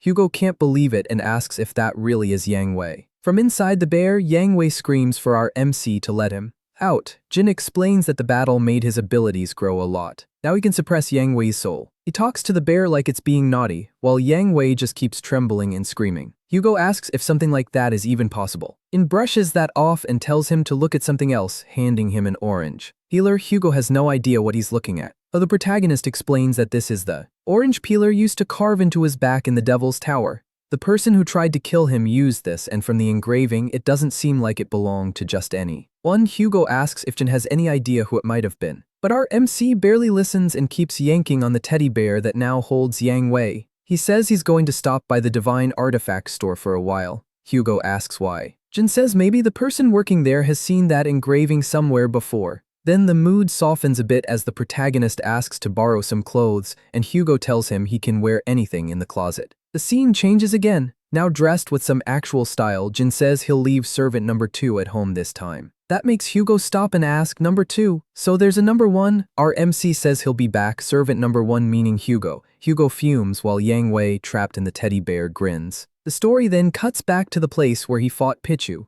A group of sharply dressed women arrives and starts looking around. One of them says the Saint of Ares isn't here either, and she can't sense his divine power at all. Then it cuts to someone calmly taking a bath, wondering where he could have gone. She is the Aquarius Saint, Sophie. Maybe he vanished along with all his wealth. She says that would be troublesome, especially if he made a deal with another saint behind her back. She wants to know where that fat man went. One of the others carefully suggests that maybe the newly returned Legion kidnapped Yang Wei. At that, Sophie just smiles. She calmly says those jokes aren't foo. NY and starts drowning the other woman under the bathwater without changing her expression. Terrified, the woman quickly apologizes and says she spoke out of turn. Sophie lets it slide and tells her to go to the divine artifacts store as planned. She says they need to get ready to sell divine artifacts and raise money for the drachma auction, since that auction is extremely important. But while she's saying that, another bodyguard rushes in, shouting that there's a huge problem. The other saints have also applied to join the drachma. Hearing that, she's shocked and blurts out, "Wah." What then? The scene shifts to the Lion Academy. A group of muscular guys stares ahead and show CK. In front of them, a beast-like man trains hard, grinding through a heavy squat before dropping the weight. Then someone walks up behind him and says Jin's artifact will appear at the drachma auction. Hearing that, he goes quiet for a moment, then he lets the weight slam into the floor and laughs, saying it finally showed up. He declares that Jin's artifact will belong to them. This is the Leo Saint Stephen Marker. Next, a portal opens with crackling light, and the protagonist steps out of it. Hugo's son comments that teleportation is really useful, and the red head answers that it normally costs a lot, but for people tied to Gemini, it's free. They've arrived at the Divine Artifact Store complex, and thanks him, saying he really needed a ride, and got introduced to an SS rank praiser. The redhead brushes it off, but then remembers his bosses or dare. He met the man who defeated the Spider Queen, so he's supposed to keep watching him and give him full support no matter what. He looks at his phone and sighs until Jin asks if his boss has been bothering him since that incident. The boy quickly denies it. Then our MC hands him the item, saying it worked well against insects. Its details appear on screen. That orange pendant is Janice's desire. Rank A. Its skill summons two-faced soldiers, one red and one blue, and triggers a random ability. The redhead points out that it wasn't rusty when Jin took it from his house, and Jin says he repaired it, though the effects changed a bit, so don't be surprised. The boy thanks him immediately, and he looks around and says this is where the SS rank appraiser works. Inside, a man is suddenly Stu in Ned, while everyone outside starts murmuring that someone so stunning is actually here. It's the same bodyguards from before, escorting the Aquarius Saint. He walks in like she owns the place. She approaches the RK and says she wants to leave some divine artifacts with the appraiser before the auction. The nervous clerk apologizes and explains that the appraiser is with another client, Rai. GHT. Now that annoys her. How dare he help someone else while she's here? Still, she keeps a sweet smile and says she'll wait out here. Even so, she keeps wondering who's inside. And inside, of course, it's Jin. He looks around at the expensive items and says an SS rank really runs this place. Then the appraiser asks Sungyi who made this item, and the protagonist answers from the side that he did. The man is stunned and asks if our MC has some connection to Jin. He's a Virgo affiliate and an SS rank appry. Sir, the redhead introduces Jin as someone claiming to be him, but the appraiser thinks he's joking until Sungyi says they're being serious. He turns back and demands to know the protagonist's relationship to Jin. The protagonist just goes, "What do you mean?" The appraiser explains that most people only know Jin for his fig Ting, but he was also a legendary maker. As for the artifact he brought, he says he's seen plenty of fakes, but this one is different. He can feel Jin's craftsmanship in it. That makes the protagonist smug, and he says this guy must know Jin pretty well. The appraiser proudly says he does because he's Jin's disciple. He even blushes, saying it. Jin is just as confused as anyone. What kind of nonsense is this guy talking about? He doesn't remember ever having a disciple. Still studying him, the appraiser says someone his age couldn't be a direct student, though his skill is impressive enough that he almost got confused. That only makes Jin want to smack some sense into him. Then the man pulls out a small notebook and says this is an item Jin gave him after recognizing him as a student. Jin is shocked. It's the notebook he lost. He realizes this might be the newbie who followed him around and read back then. The guy was so annoying our MC thought he was just a pest. But now, 20 years later, he's aged a lot. The appraiser gets emotional, saying Jin had an amazing eye for items and gave him incredibly useful information. But one day he suddenly vanished, leaving his things behind. And this notebook was all that remained. The protagonist, meanwhile, realizes this disciple really did take it. The man goes on saying Jin's handwriting was all over it, so he could barely read it, but he believed it held Jin's ideas. Jin wants to yell that the idiot got it wrong. It was actually his hit list. After reawakening, he can get info from anyone he be. TS, and since this guy is SS rank, he should have some very useful information. The appraiser says the notebook would be more useful for a talented young man like Jin and asks him to take it. The protagonist is pleased. There were even a few of his bills tucked inside, so losing it had bothered him. Then the system announces that the sleeping notebook is reacting to its owner's power. It will evolve into a divine relic through Ophiuchus's Ma. Now, the appraiser is stunned and says it's a divine relic that stores memory. He adds that Jin has a kind of ability he's never seen before. The worn-out notebook changes, shape becoming fresh green and completely restored. Right then, someone calls out to Jinyoung that something has happened. The old man turns and asks what it is, still confused until the assistant says the saint is outside. Jinyoung gets annoyed, wondering why everyone is making such a big deal over once. Jin hears that and asks a question. Outside, the Aquarius saint is still waiting by the door. She thinks to herself, annoyed about all these low-class people staring at her. That always happens in pub. Lick in the back, the redhead casually drinks some juice and says Sophie usually only appears at official events. He heard it's hard enough just to get her out of the church. Now out of patience, she says waiting any longer is a waste of time. She decides to go in and speak to the appraiser herself. That appraiser has to buy their divi, Ni relics at a high price so they can raise money for the auction, and she's tired of being kept waiting. Her bodyguards beg her to be patient since he still has a client inside, but she snaps and says she'll see for herself who this client is. The moment she opens the door and looks at, and she freezes in Shao. CKS, to her he looks strangely dazzling. And then everything changes. Like before, the scene picks up with the saint entering the room. The instant she sees Jin, she trembles. As she steps closer, she suddenly feels a deadly aura. At once she drops to her knees and her guards rush to ask if she's alright, but all she can think is, what was that? The power she felt was like being surrounded by thousands of snakes. Jin knows she has to get away immediately, so she runs out in panic while Jin and the appraiser just watch her leave. Then the mustached man asks him why she ran off like that, and the protagonist says maybe she's sick. Right after that, the system speaks. A Zodiac affiliate approached Ophiuchus without fear. Your divine power has increased. Current divine power 35. In wonders if divine power is different from magic, and the system explains. Yes, divine power takes shape as the power of gods. It can be stolen from gods or taken from other people. If it ever drops to 0, your zodiac loses its strength, and if that lasts too long, you'll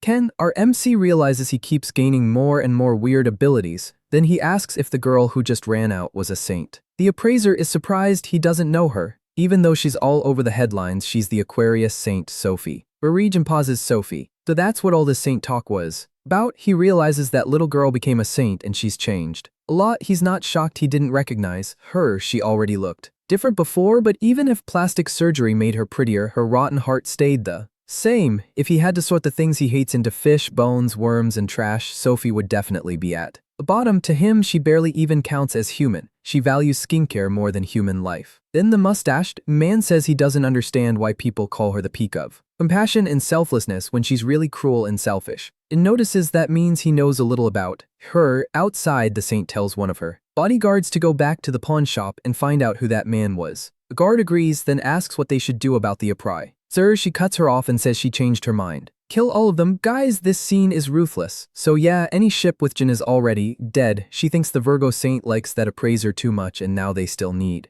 to sell their items. Being dragged into this mess ruined her mood and made her feel humiliated.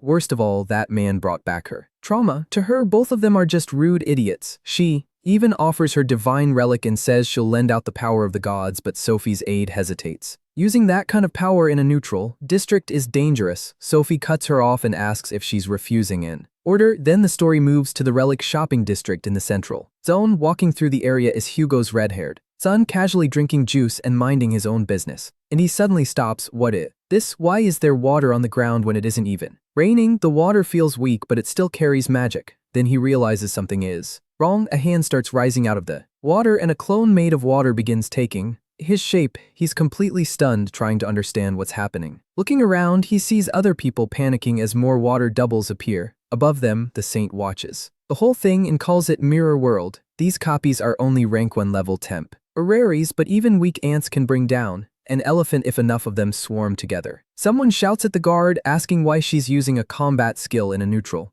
zone, he tells her to cancel it right away. She brushes him off. This came straight from the saint. According to her, it's the will of the go. Diaz then she acts. Using a relic and a huge light fills the area as Sungyi tries to stop her, but he's too late. She unleashes the water chalice called a blaze. Seeing water spheres begin surrounding everyone while even more clones appear behind her. Satisfied, she says she'll handle the man inside the appraiser's building her self. The others are ordered to capture every relic appraiser and the water clones rush off. Sungyi realizes he has to get up fast. If he stays down, he'll lose consciousness. And the scene cuts back to Jin. He quietly watches water drip down from the roof, and the mustached appraiser says something bad must be happening outside. A wave of water magic suddenly wraps around him and someone appears right behind him. She warns him not to move. It's nothing personal, but the saint is upset with him, so he'd better stay still. If he wants to avoid bloodshed, he should cooperate. The saint ordered both men killed, but if he apologizes for respecting her and buys their relics for a high price, she might go easy on him. Meanwhile, the mustached man is trapped inside a water bubble, but then he sees something that leaves him show. Seeked, Jin grabs her dagger and snaps it like it's nothing. He tells Jinyoung to make them pay for the replacement. The woman just stares, unable to process what happened, while the appraiser thinks in disbelief that dagger was a gift from Aquarius. How did Jin break it so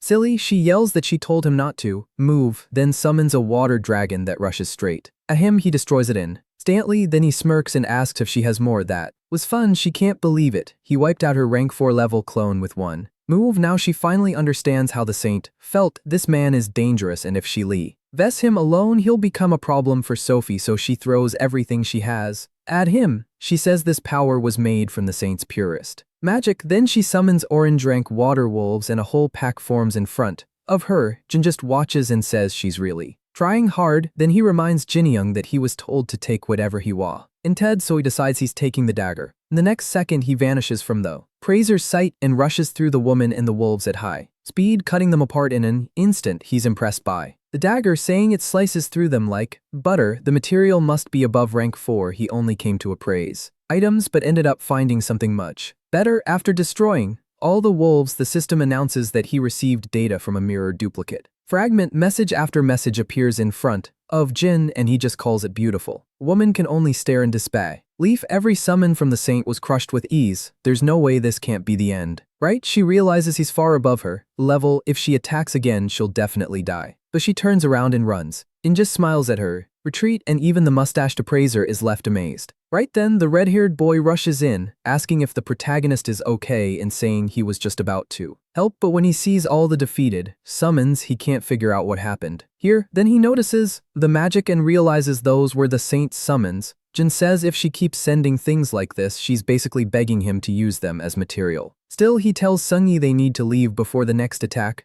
comes, but the mustached man stops him for a moment. He says that 20 years ago, he followed Jin everywhere and studied his creations. He clearly remembers how Jin used to collect materials from enemies after battles, that wild fighting style and that demonic processing. Could this really be him? The protagonist simply raises a finger, telling him to stay quiet, and the old man gets the message at once. Then our MC walks away, saying he'll come back for those materials, so keep them safe. He has questions too. The appraiser thanks him and asks him to come again, then watches Jin leave in a daze. Next, he talks with Sungyi, who asks why the saint is targeting him. Did the protagonist do something to make her his enemy?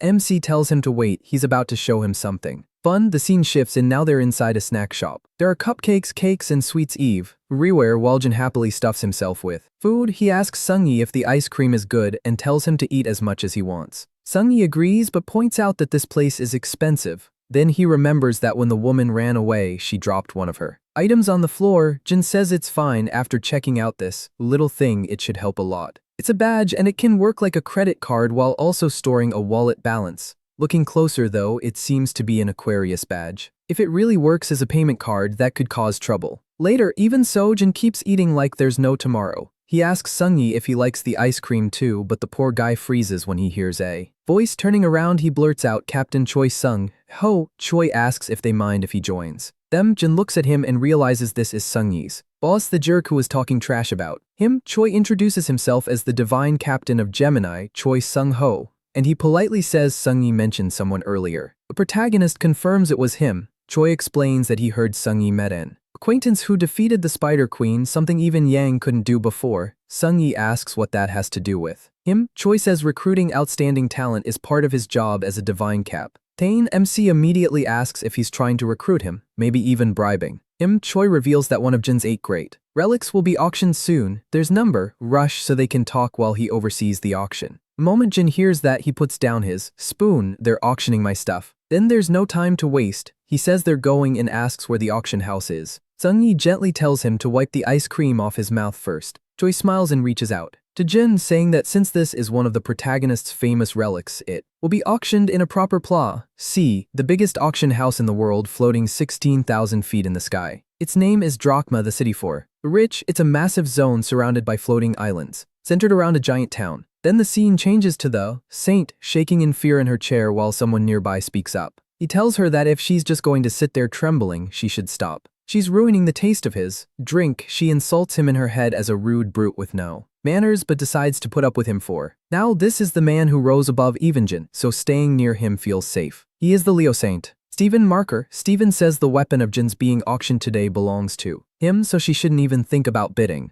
on it. When she asks where he's going, he tells her it's none of her business and to stay put. He leaves and she glares at his back in frustration. Still, she tries to calm herself. This is Drachma. No matter who that man is, there's no way he could come here. And then she sees Jin. Someone welcomes the valuable guest right on time. Hugo wonders where he could have gone. He figured he might come here since this place is full of expensive divine relics. At that exact moment, the saint appears behind him with a creepy smile. She looks straight out of a horror manhwa panel and greets him like an old friend, asking how he's been. She calls out to Hugo, and he recognizes her immediately. Hugo says it's been hard to see her lately, then jokes that even she couldn't stop time forever. She used to be one of the prettiest saints, but now she's changed a lot, or maybe it's because, like him, she barely has any disciples. Hugo just stands there, then snaps at her to get lost. He wants nothing to do with her. She mocks him, asking if he's going to ignore her and run off. Again, if he does, she warns that he might lose his children, just like he lost his wife. Hugo's expression turns cold, but she keeps King. She says his wife still isn't dead, right? But that could change at any time. What can he even do while his family falls apart? All because their leader is useless. That's when Hugo finally lets out a huge blast of aura and glares straight at her. He warns her again to leave, but she stays calm like nothing has happened. She tells him to settle down, and she blocks Hugo's attack with one hand. She reminds him he of all people should know what it means to be a demigod. In water, magic starts forming around her when someone suddenly yells, "Hey you." She turns toward the voice and Jin flicks her right on the forehead. The hit shocks her so badly she blacks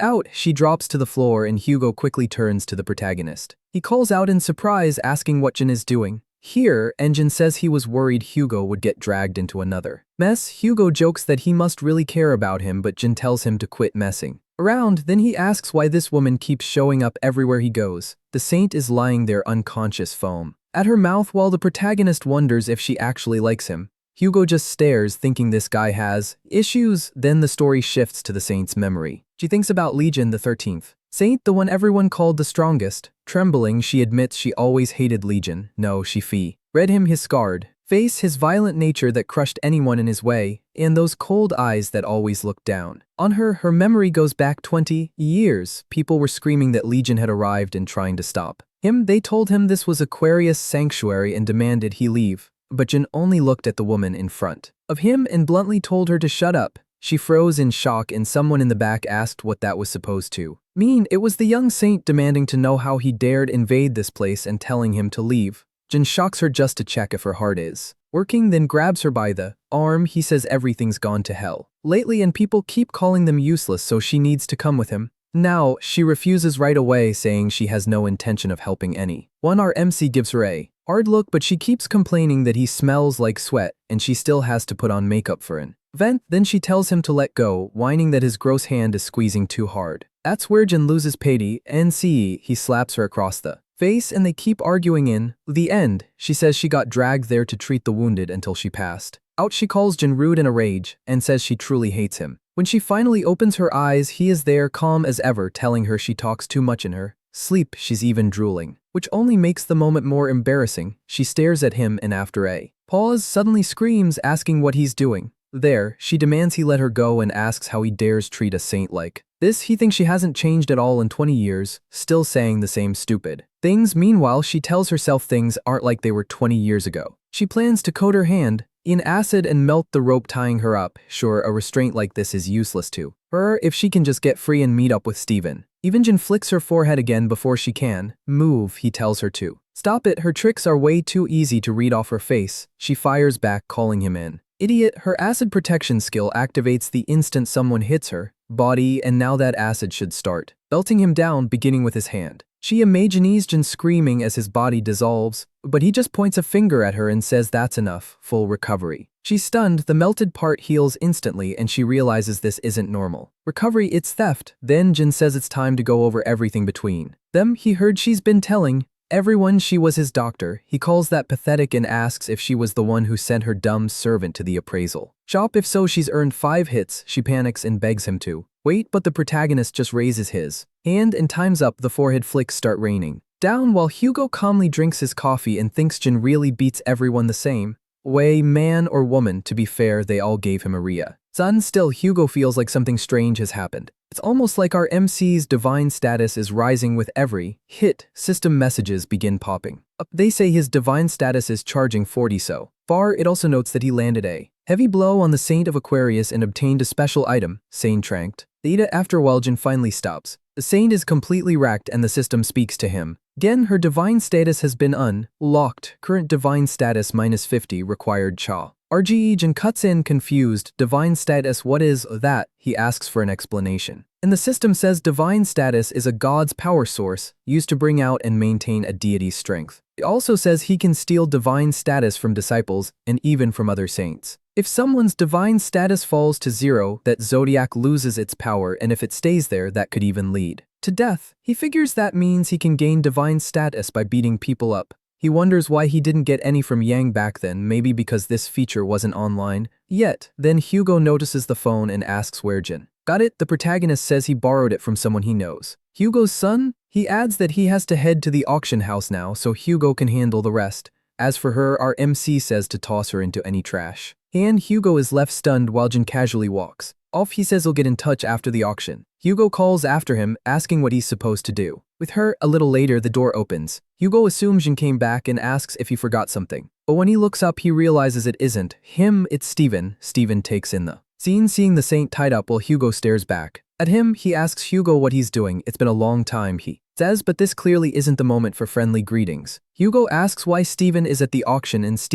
Anne explains that the Saint of Aquarius formed an alliance with him even as he looks at her beaten up state in that chair. Then he asks again why Hugo is here. Hugo answers that he has business at the auction house and that's none of Steven's concern. Steven asks if Hugo is also after the divine relics of Legion being sold. That catches Hugo off guard and he asks if Legion's relics are really in this auction house. Steven is surprised he didn't know, then smirks that they'll cost more than Hugo could ever afford. So knowing doesn't really matter. Hugo smiles and calls him out. He says Steven has always collected relics made by Legion, even though he never admitted how strong Legion was and always felt inferior to him. So is he really hoping that owning those relics will make him as strong as Legion? Steven is shaken for a second, but then both men start gathering where Steven moves in. First, grabs Hugo by the arm and asks him not to get cocky. He says Hugo is nothing but a fool, and he doesn't want to hear Legion's name from him. As he twists who goes arm, Steven claims he's stronger than Legion now, but then someone rushes in shouting, "Divine Captain, there's a problem. The Gemini bastards are buying up all of Legion's items." Steven immediately lets go, saying he has no more time to wait. Here, he tells Hugo to do whatever he wants with Aquarius. Since Hugo didn't come for her, he should just leave. The auction is Steven's top priority, so he heads out. Before going, he gives Sagittarius one last warning: control that attitude and bow your head if you want to stay alive. Hugo sarcastically thanks him so much he could cry. After they leave, Hugo looks at his hand and says it's in terrible shape and now he's not sure what to do. The scene shifts to Drachma's auction. Inside the Gemini VIP room, the auctioneer announces that Gemini has won the divine relics. Again, with that, the first session of the auction is over. The second session will begin soon after the break. Choi celebrates, saying it's his again. Someone congratulates him and says he can buy as much as he wants. Choi thanks them for inviting him into the VIP room and even letting him buy whatever he wants. Take whatever you want, that's only natural. We want someone talented like you. Divine Captain, are you sure this is okay? The total for these divine relics already went over billions of woe. And it's fine. More importantly, Chen Sungyi, can you cover the alcohol bill? I didn't bring a company card. He'd already borrowed a ton of money, but since he was my superior, I couldn't really calm. Plain. Then the guy suddenly pulled out a black card and said not to worry, he'd already paid up. Wait, isn't that my unlimited card? When did he take it? You looked pretty drunk, so I paid ahead of time. You really shouldn't make your subordinates pay, Divine Captain. Yeah, you're right, you're absolutely correct. I was just about to hand him my personal card, so thanks for helping me. Hey with it. This kid looked young, but he was clearly trying to get inside my head. Still, this was the super rookie who beat the Spider Queen. If I use him well, no prize would matter. Anyway, we've had enough drinks. Let's talk about the real reason we're here. I've been thinking a lot about you. I'm sure you've got huge potential. You could become S rank or even more, especially if you receive the blessings of our Saint of Aries. But our protagonist notices something. First, that purple mist spreading around. Normal people wouldn't even number tice it. It doesn't force anyone to obey, but just breathing it in makes people trust him more. You might even become one of the 10 stars, and that's not bad at all. You'd gain wealth, honor, and the great authority of the mighty mage Saint of Aries. All of that for free. Now take my hand and become one of great Aries' disciples. That made our protagonist crack up. He started smiling and everyone around him got confused. Wow, today's been really funny, so let me get this straight. You want me to become some minor god's employee, huh? He was so polite a second ago. Why is he suddenly mad? I need to change the subject. First, I think you've got one thing wrong. Just then someone from outside spoke up.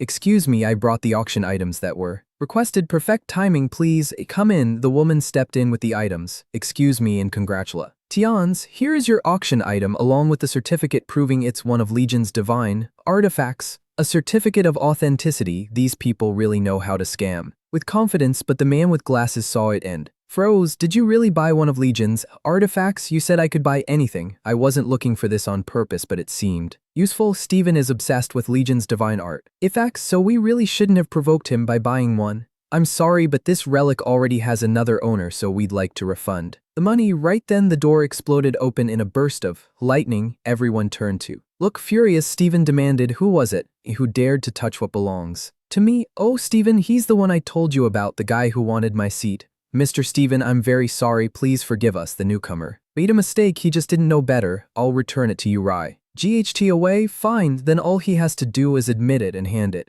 back. Thank you very much. You can take your time with the payment. What? You don't actually think you can walk away after touching what's mine? Do you, Captain Choi? Steven grabs the glasses guy by the head. Crap, he's trying to save billions by calling it a simple mise. Take. Shin cuts in. Stop talking nonsense. I bought it, so why would it be yours? If you want it that badly, I'll sell it to you for 20 billion. Steven goes quiet for a second, then bursts out laughing. Ha ha, so Gemini isn't full of cowards after all. There's at least one gutsy bastard here. Oh no, this lunatic wants to die. Doesn't he know who Steven is? I like you. A man should at least have that much backbone. He tosses the poor guy with glasses to the floor, then walks right up to our protagonist. If meeting like this is fate, then why don't we introduce ourselves? Whenever I meet someone I like, I make sure to do it properly, with plenty of spice. What the hell are you talking about? Steven, you bastard, it looks like your skills improved a little, as expected from Leo, the one built for combat. Your fighting spirit can't even be compared to Aries or Aquarius. Once you show your claws, you're never satisfied until you rip someone apart. Right? What a rotten temper. Steven lunged with his hand raised at our protagonist and lightning burst out. Eve. Everywhere the others stared in show. CK calling out to the protagonist. 31. Steven sneered. Fun, you can spend the rest of your life comfortably in a wheelchair, but then he freezes. Hey, what are you doing? Trying to brush dirt off my shoulder. What was that? That attack definitely hit him head on. You redirected my attack with teleportation. You really can't tell, huh? You're still all muscle and number. Brains, Stonewall Breaker. Did you really think the skill I created would work on me? You begged me to teach it to you, saying you wanted to save people with it. But looks like you only used it to show off here. Our what yous? Who are you? At that exact moment, the woman returned and thanked everyone for waiting, saying the main highlights of the auction would begin soon. Oh, is it already time? What now? Another relic of he mind. I've got questions for you, but this auction matters more, so take good care of that pendant. I'll come back after it. After he left, Chen Sung-yi turned to the man with glasses and asked how he thought that attack had been deflected, redirecting an attack from a saint. That was almost impossible even for him. Who the hell is this guy? Meanwhile, Steven thought, it's finally within my reach. His mind went back to the incident when an unknown calamity appeared on an island in Germany around 20 years ago. The island had been completely wrecked and a helicopter circled above it while reporters were Watching, hello, we're currently above the island where the calamity of Berlin appeared, even though 4 days have passed since the 13th Awakened One Legion entered the area. We still can't confirm what's happening inside because he hasn't come out. Several saints tried to enter but none succeeded. Because a massive curtain of poison surrounds the island, we'll return with more updates as soon as anything changes. Back then, while Steven was still young, someone beside him muttered, "This is as close as we can get." That's insane. Steven could only wonder how Leggy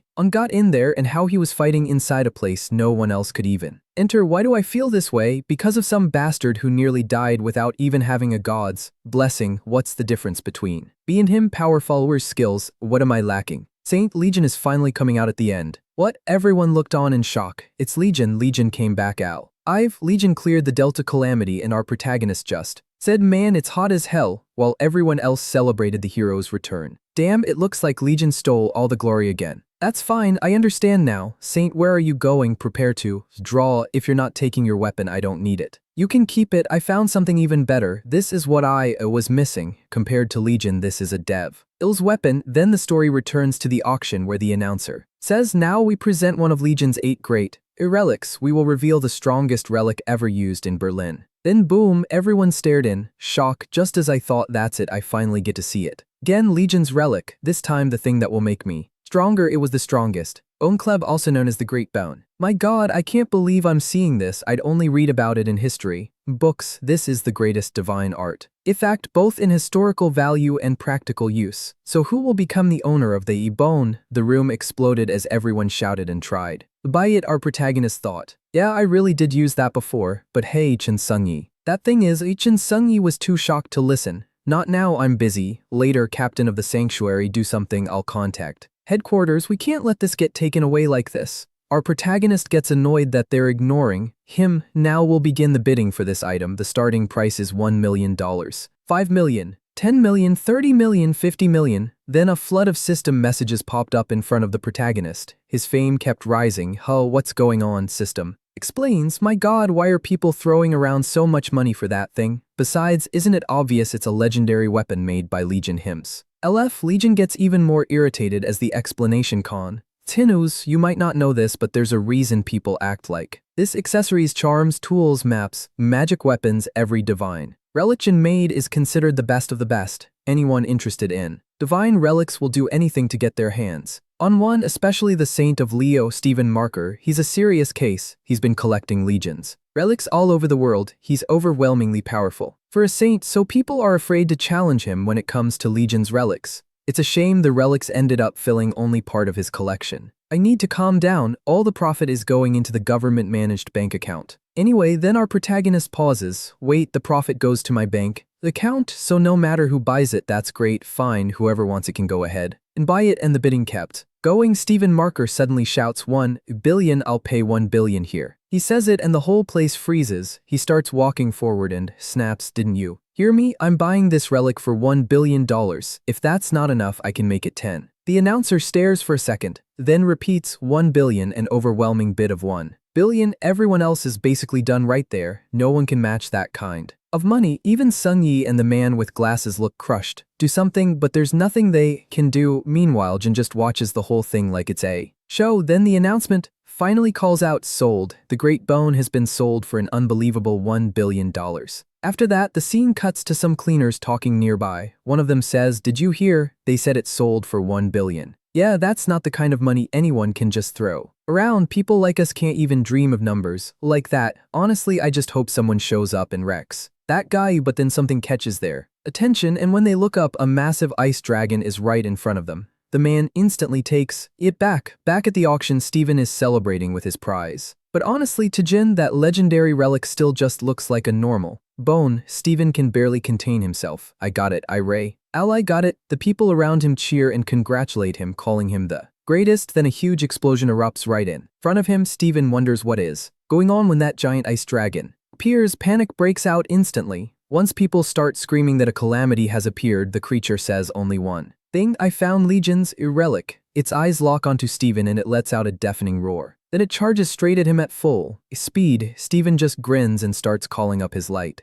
power. He swings hard and sends the dragon Flying, the impact wrecks everything in its path. Laughing, Steven says this is the first time he's ever felt thankful for a calamity. Because thanks to it, he gets to test this divine artifact Rai. GHT away, he stands there full of confidence, throwing around lightning while gripping. Bone, still something feels off about it, then the damage from that attack becomes clear. Someone realizes this is bad. The teleport zone's magic tower is collapsing because Steven blasted the dragon into it. Everyone is horrified, because if all that debris hits the ground, the floating island could fall. Someone quickly orders the disciples to combine their strength and block it. Others jump in too, saying it'll help, so everyone starts gathering their power, pouring out mana until it forms into a huge sphere. Then they launch it upward. They fire it into the sky with a shout, and the blast slams into the tower, stopping it from crashing onto the crowd. But people immediately realize it still won't be enough. The structure is just too huge to destroy in time. Panic spreads again as people yell for everyone to run. Then someone calls out Apollo's fury. A giant whirl of flames sweeps over the area and stops the debris from falling on the people below. In an instant, the wreckage turns to ash. Everyone recognizes that skill. It's Hugo the Sagittarius. Saint Hugo appears with his bow in hand. Annoyed, he mutters that idiot lion really needs to learn how to control his strength, because that was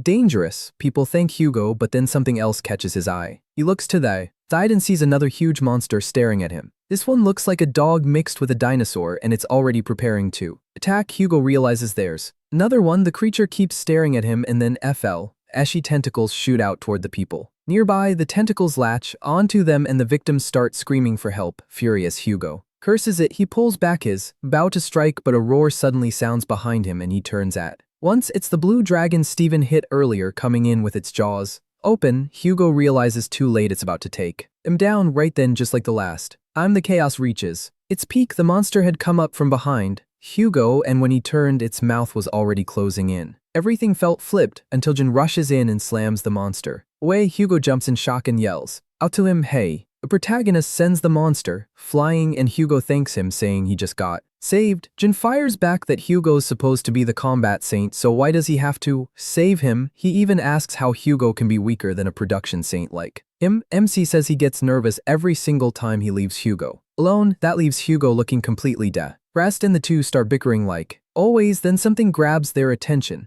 Again, it's Steven running over while shouting and holding up the bone. He yells, "Don't interfere, I'm testing my new weapon." The monster roars back at him, and Jin realizes he almost forgot that thing was still here. Then from above, Steven starts building up lightning again, shouting that no one should ruin the stage prepared for him in the spotlight. But Jin notices this is something strange. While the monster keeps growling at him, Steven then unleashes his skill, Battlefield of the Storm. A massive shield of lightning forms around the area. Smirking, he tells them to watch as he traps them inside this unbreakable thunderstorm. He says that before he was unprepared and had to fight back using only magic, but now they'll see the true power of the bone. The crowd starts praising Steven, calling him the strongest saint and saying not even Legion could stand against him. All fired up, Steven drags that giant bone forward. Jin still isn't buying it. Steven declares that the monster should prepare for his fury, then brings the bone down on its head. The monster doesn't move. Steven just blinks. Everyone else is confused too. Steven slowly steps back, still watching the monster as it stares right back. He scratches his head, and the monster somehow looks just as confused. Then Steven gets mad, lines up again, and starts hammering it with hit after hit. The monster finally loses patience and punches him in the face, sending him flying. As he tumbles back, Steven can't understand. Those attacks should have landed, so why isn't Legion's weapon working? The scene shifts to Jin, who's touching the lightning barrier that trapped him inside. He swears that once they get out, he won't go easy on that stupid lion. Using his own sovereign skill like this was unbelievably dumb. Still, Jin decides first things first, they need to deal with the enemies in front of them. Then we see all the people possessed by the monster. They look like a pack of zombies, and Hugo remembers something. These people aren't actually part of the monster, they were just caught by its ability, and since they're standing in front of it, it's probably using them as hostages. That means they can't attack. The possessed people beg for help as they stagger toward them, but Jin says maybe they have no choice except to aim for the head. Hugo panics and asks what he's even talking about. Jin admits he doesn't really have a plan, he just wants to rip those things off them. Hugo begs him to wait, but one of the monster's heads lunges at Jin with its mouth wide open. The protagonist grabs the head, gives it a cold look, and says, "Right now," and he tears the monster's ability right off like it's nothing. Hugo is left staring in shock while the others keep looking on. Jin just grins and says it's simple, the victim collapses but now he's free of the monsters. In Troll, Hugo asks if the guy is okay, and says he probably is, he's just unconscious. Hugo still can't believe what he saw and asks how Jin did that. Jin says it was just brute force. Hugo answers that he can't do that because he's not absurdly strong. Like him, the protagonist shrugs and says he'll take care of all of them anyway. He adds that he never expected much from a weakling. Like Hugo, that only makes Hugo more bitter. Still, Hugo says they can't just charge in blindly, so he'll cover him. The two start powering up Hugo with flames, Jin with lightning. Jin asks if Hugo still remembers how to do this, and Hugo answers with a confident smile. The protagonist tells him to keep up. Hugo summons his fire bow, and Jin says instead of standing around, they should finish this now. The monster and the possessed people all turn toward our MC. He gets ready and bursts forward at high speed, striking right through the middle of them. His lightning spreads out, hitting every possessed person and destroying the monster's control over them. The creature stares at Jin in shock, then fires a bunch of slime shots at him. He dodges them all with ease, but then notices the monster wasn't just aiming at him, it was targeting the civilians he had just saved. As they start waking up, the monster tries to possess them again from the back. Hugo draws and fires a rain of flaming arrows that destroys the attack before it can reach them. The civilians flinch and shield themselves with a serious look. Hugo says that as long as he's here, the monster won't touch those people. Jin praises him, then calls out to the ugly thing, telling it to stop wasting time and come at him. The monster locks on to the protagonist as he pulls back for a huge punch and blasts the creature away, flying into the sky, and the creature lets out a rough scream, but Jin's hit tears the monster apart in one shot. Then he just stands there like it was nothing, just what you'd expect from MC. He ended it instantly. With that thing gone, the people it controlled should wake up soon. They're all lying on the ground, slowly recovering. Then something catches Jin's attention and he pauses. He tries to figure out what's going on when one system window after another starts popping up, listing all the skills he just got. One of them is Fighter's Instinct. Level 1, the system asks if he wants to use it, and Jin thinks Fighter's Instinct, so this skill needs a certain amount of divine power to work. Guess this is the perfect time to test it. He accepts. The scene shifts to Steven still holding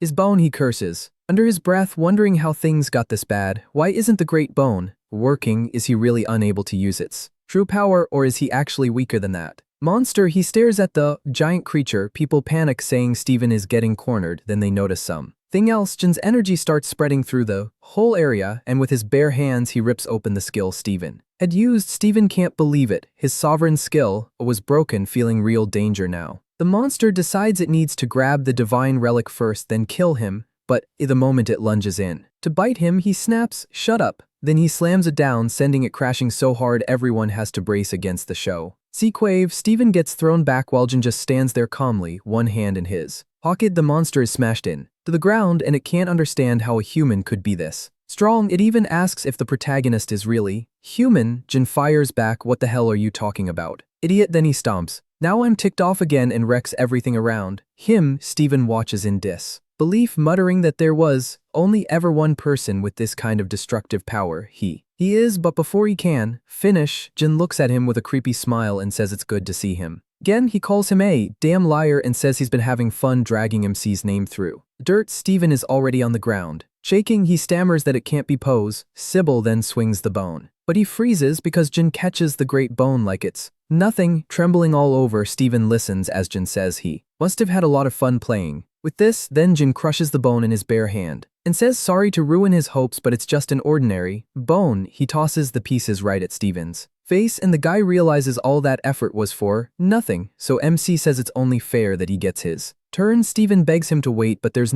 time. Jin punches him straight into the ground, blasting through the entire place and out the other side. Cursing him, Steven drops into the open sky far away. The saint lies there still unconscious, slowly stirring. Confused, she wonders where she is and why her head hurts. Back with Jin, Hugo can only stare at the huge hole he made. The protagonist casually says goodbye to that damn lion, if he's still alive, of course. Hugo asks why he threw him from that high up. Jin shrugs, with a body that tough, he'll probably survive somehow. Maybe. Hugo asks if the captured people are okay, and MC points out that they clearly are. Everyone is celebrating because they survived the attack. Then he snaps his fingers and calls over Piggy, the former Pichu, who's now one of his pets. He tells Piggy to go collect anything that looks valuable. Hugo sighs. Jin really is still greedy. As ever, the pet starts sucking up treasures while the two talk like nothing happened. Hugo asks about the person who lent the protagonist a phone. MC says he thinks the guy's name was Sung. Something that answer hits Hugo hard. Jin adds that it was probably some guy tied to Gemini still young, too, but the kid seemed really sharp, so he thinks he's worth keeping. Blows Hugo starts shaking because the protagonist is talking about the very son he never wanted.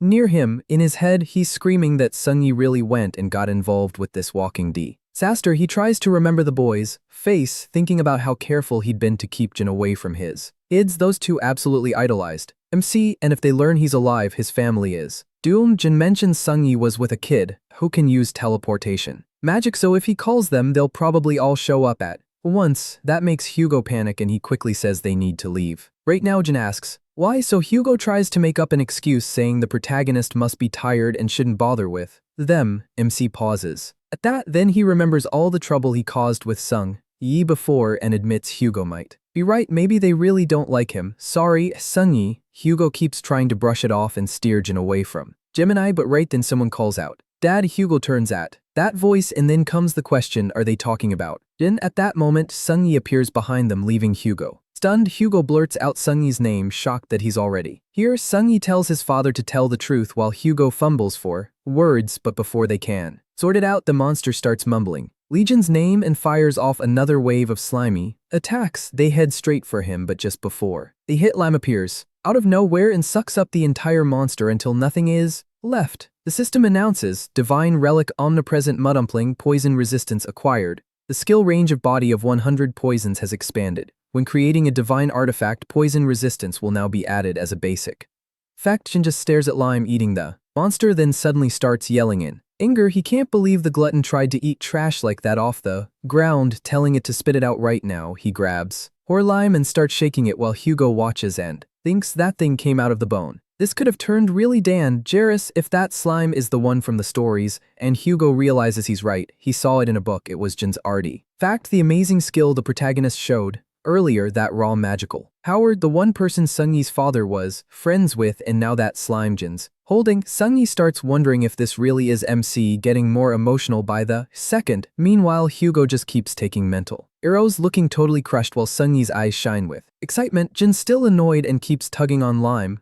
harshly. Then the scene shifts to the United States at the Lion Temple headquarters. Inside a meeting room with Lion's top executives, everyone is arguing because they still haven't found their leader. Since Gemini is famous for tracking people, someone says they should pay whatever it takes to make them find him. This is Oliver, Lion's captain, the same man who was staring down Diaclose a few episodes back. Someone asks if Gemini would even help after the mess he caused before. Oliver grumbles that he was only trying to look cool since it was his first big appearance. The discussion keeps going until one of them cautiously asks if the one who beat their leader could really have been Jin. Oliver brushes it off, saying that even if it was the protagonist, he was beaten once before. Besides, among all the saints, theirs is the strongest. Then suddenly a phone starts ringing in the background with a song mocking the lions and praising Jin. Instead, the whole room goes silent and stares. Yurin awkwardly apologizes, saying she forgot to put her phone on silent. She's Yurin, Lion's vice castellan, in one of its car dinnels. A man snaps at her in disbelief, asking her what she thinks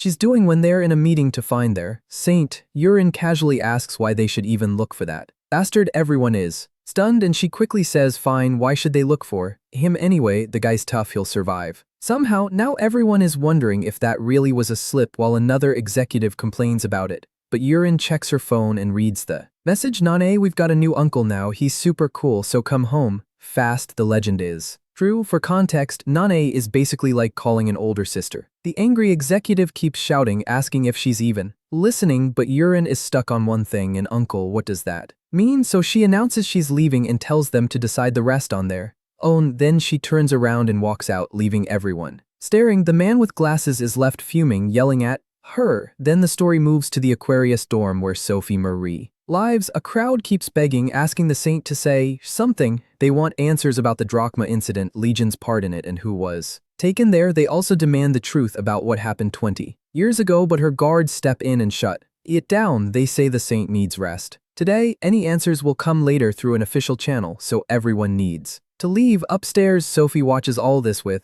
suspicion. With a face mask on, she fumes over Legion. She can't believe he stirred up this much chaos. Her mind goes back to the disaster when people were panicking and yelling for Space rumors spread that the saint had been kidnapped and then released by Bold criminals. Wrapped up and looking miserable, she stayed silent. Then the necklace Legion put on her starts glowing green. Everyone panics thinking it's an attack, but then they realize it's some kind of message. A hologram appears. Who killed me, Legion? Tell everyone the truth about 20 years ago. So Sophie panics, not knowing what to do. If she tells the truth, the other saints will come after her. If she stays quiet, Legion definitely won't let it go either. She's furious that he did this to her while she was passed out and she can't even take the nickel. Ace off, screaming in frustration, she swears he'll pay for this. In her mind, all of it is Legion's fault. Meanwhile, far away, our guy is completely relaxed with coffee in hand, stretching out his legs. He takes it easy. He casually says maybe he should do something fun today. Then we cut to someone watching the news. The reporter says Sophie Marie still hasn't come out of her secret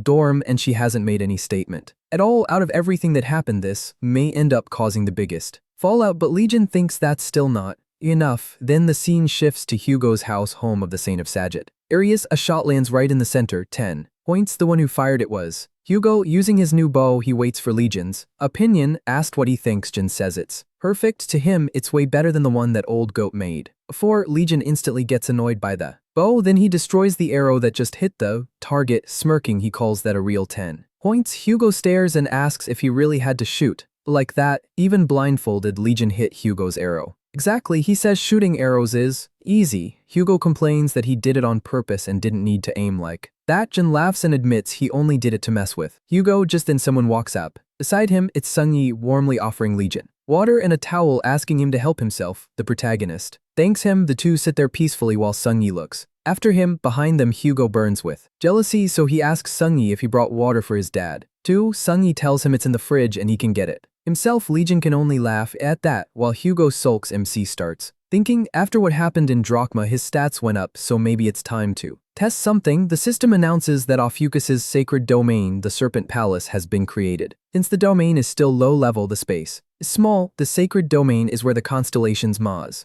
her lives. It's also a territory where that master can store and use power. Now Legion can control his own domain, and he can even teleport low-class avatars for free into it. The system adds that human avatars can strengthen the domain further. That part catches his attention. Then Seungyi reminds him it's almost time to leave, saying he has things to handle too and they should go together. Legion realizes he lost track of time. Hugo asks if he has a meeting and he's like, yeah, he's got a lot of people to meet today. Sometime later, Divine Captain Choi asks if the protagonist is finally going to join Gemini. Legion keeps eating fried chicken and asks if this guy ever gets tired of asking. Even the worker nearby is shocked by how much he's eating. Choi says he may be busy, but recruiting talented people is always worth the time. He also says Legion shouldn't act innocent. After all, he used Gemini's money to buy all those auction items in Drachma that were worth billions. Legion just plays dumb, wiping his face. He calmly wipes his mouth like nothing happened. Inside, Choi realizes that was exactly his plan and respects him for it. At first he thought Legion was just annoying, but now he's starting to like this guy. Legion, meanwhile, remembers the saints he's already gotten revenge on. Next on his list is that Purple Witch, and agrees to join Gemini. Choi quickly says they should set an official date, but Legion has one condition. He wants the badge Choi is wearing. The others get angry right away, saying the saint herself gave that to him. Legion tells them to stay out of it. The adults are talking. He points out that the badge is needed to use Gemini's powers. They can promise support later if they want, but he only trusts promises when he's holding something real. Surely they can invest at least that much in someone talented. Choi doesn't know how to answer, and the others keep telling him not to. Except Legion tells them to decide fast since he has another meeting. After this, he checks his chat with Seungyi. The scene switches to Seungyi reading the message Jin just sent. The protagonist says he'll be a little late, and Seungyi answers that he can take all the time he needs. The protagonist says okay while calmly using his phone. Seungyi thinks to himself that Nane will be shocked when she finds out Legion is his uncle. He's excited to see her reaction for the first time in ages. He also plans to ask for an autograph on the dagger MC prepared for him, but suddenly someone grabs it away, warning that playing with something like that is dangerous. The man says he'll be confiscating it. Seungyi protests and demands to know what he means. The one bothering him is the A-rank Gemini Templar Yaol. Seungyi tells him to give it back. Yaol talks down to him, asking if that's how he speaks to his superior. He says he likes coming to this cafe too. Seungyi is fed up with him. He curses his luck and wishes he'd gone somewhere else. He wants to hit him but holds back because this guy is a Bishop's son, that's why he acts so important. Then a system window pops up. The relic Janice's desire reacts to its master being in danger. Random skill activated. Light starts pouring out of the dagger and the blonde guy freezes. Then Legion's head suddenly appears right in front of him and slams straight into his face. Everyone with him is left staring in shock, not understanding what they're seeing. The dagger has literally summoned Legion into midair. The blonde guy crashes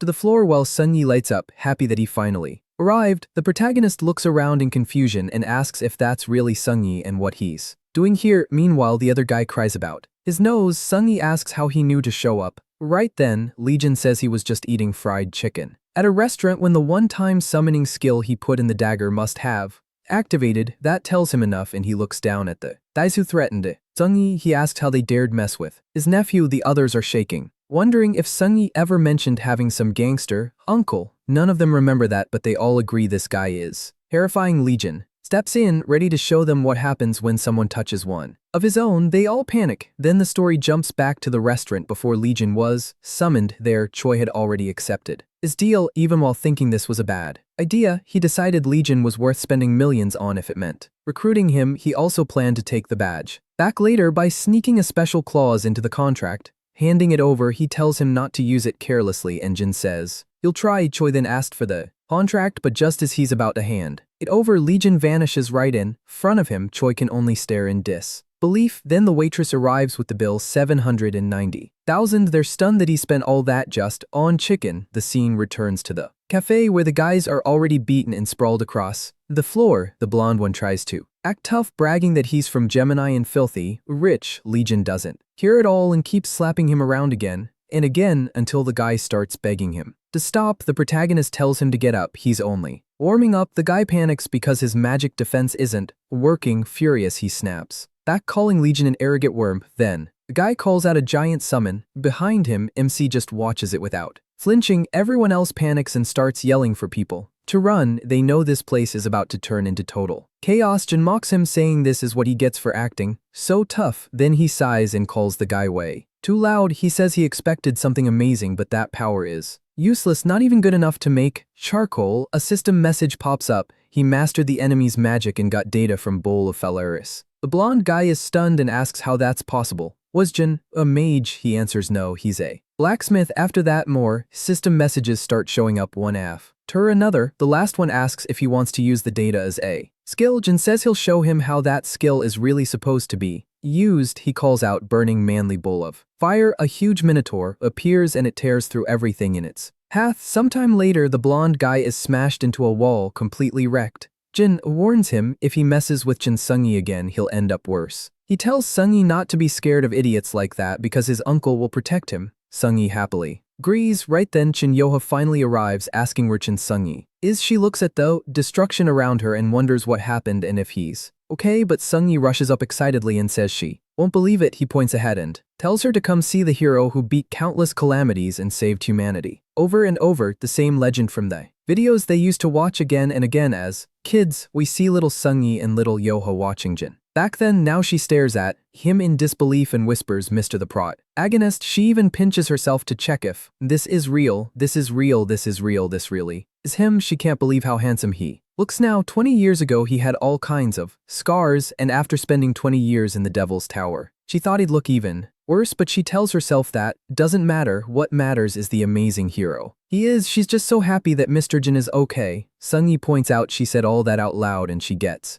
embarrassed. MC simply smiles at her and says it's a pleasure to meet her too. She introduces herself as Jin Yoha and thanks him for helping Sungi. He tells her she doesn't need to be so formal since she's Hugo's daughter. She's basically his niece too. Those words hit her hard and she gets emotional. She apologizes for asking this right after meeting him, but she has a favor to ask. Jin tells her not to be shy, wondering if she wants an autograph. She starts asking if when he has time he could, but right then, a lava monster rises behind him with a roar. Yoha reacts to the shout, confused about what kind of favor this even is, but then she realizes the roar came from the monster behind them. Yoha instantly cuts its head off while Sungi hides behind the protagonist. She tells MC to give her a moment. She'll ask properly after she deals with these things. Then she dashes off at full speed. Sungi says she only got like this because of Jin, so he asks, what did your sister want to say? She wants to ask for my hand. What is that supposed to mean? The scene shifts outside an announcement warns that multiple calamities have appeared, and this is not a drill. Everyone needs to evacuate to safety. Calamities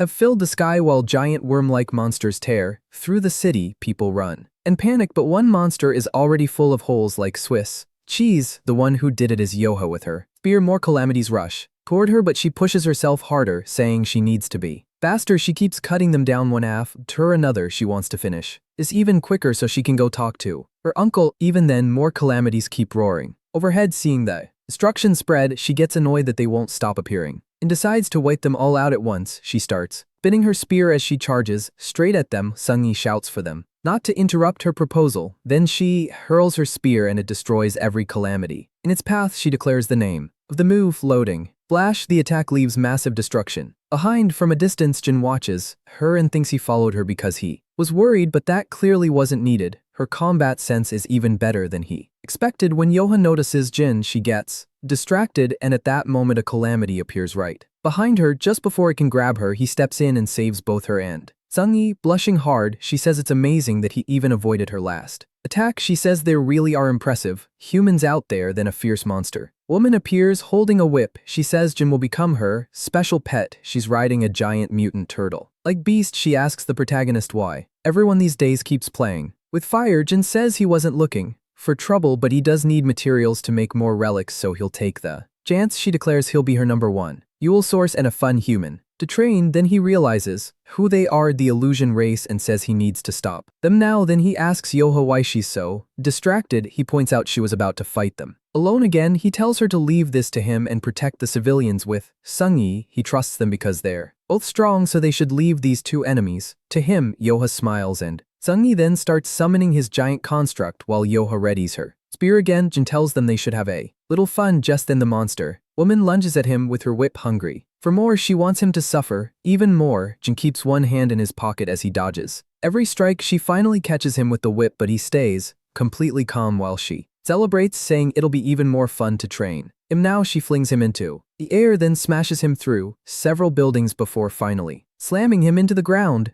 But he just tears her whip apart and tells her she talks too much for someone this weak. He asks if that's all she's got. The monster woman grins and says of course not. And then her turtle breathes a blast of fire at Jin. A huge explosion erupts. Meanwhile, Sungi's giant summon shields people from the debris, and he tells them to evacuate very quickly. Sungi is proud that he managed to get everyone out. He tells Yoha to evacuate the remaining civilians, and she agrees, but then she looks back at the explosion, wondering where Jin was. She knows he's strong, but he's fighting the illusion race, one of the most dangerous calamities, at least in the red danger class. Even the protagonist could have trouble with that, especially if he still has wounds or side effects from the power. If that's true, she needs to help him. Sungi reminds her Jin told them to stay back, but she says she'll return soon and tells them to hide. The area is left completely wrecked by the attack, yet MC is still standing in the middle of it. The monster says she pushed too hard and didn't mean to turn him to ashes, and just says now that's real fire, at least as far as heat counts. Unlike that pathetic flame from the Gemini blonde guy, this one will definitely work as his #1 fuel. System message appears, usable fire obtained for the creation workshop. The monster is shocked that he survived her hell attack. Jin says that now he has fire, there's no reason to hold back. He summons the hammer of creation. The system confirms usable fire has been detected in the creation workshop. Workshop level 1 activates repairs, upgrades, and attribute enhancement with initial luck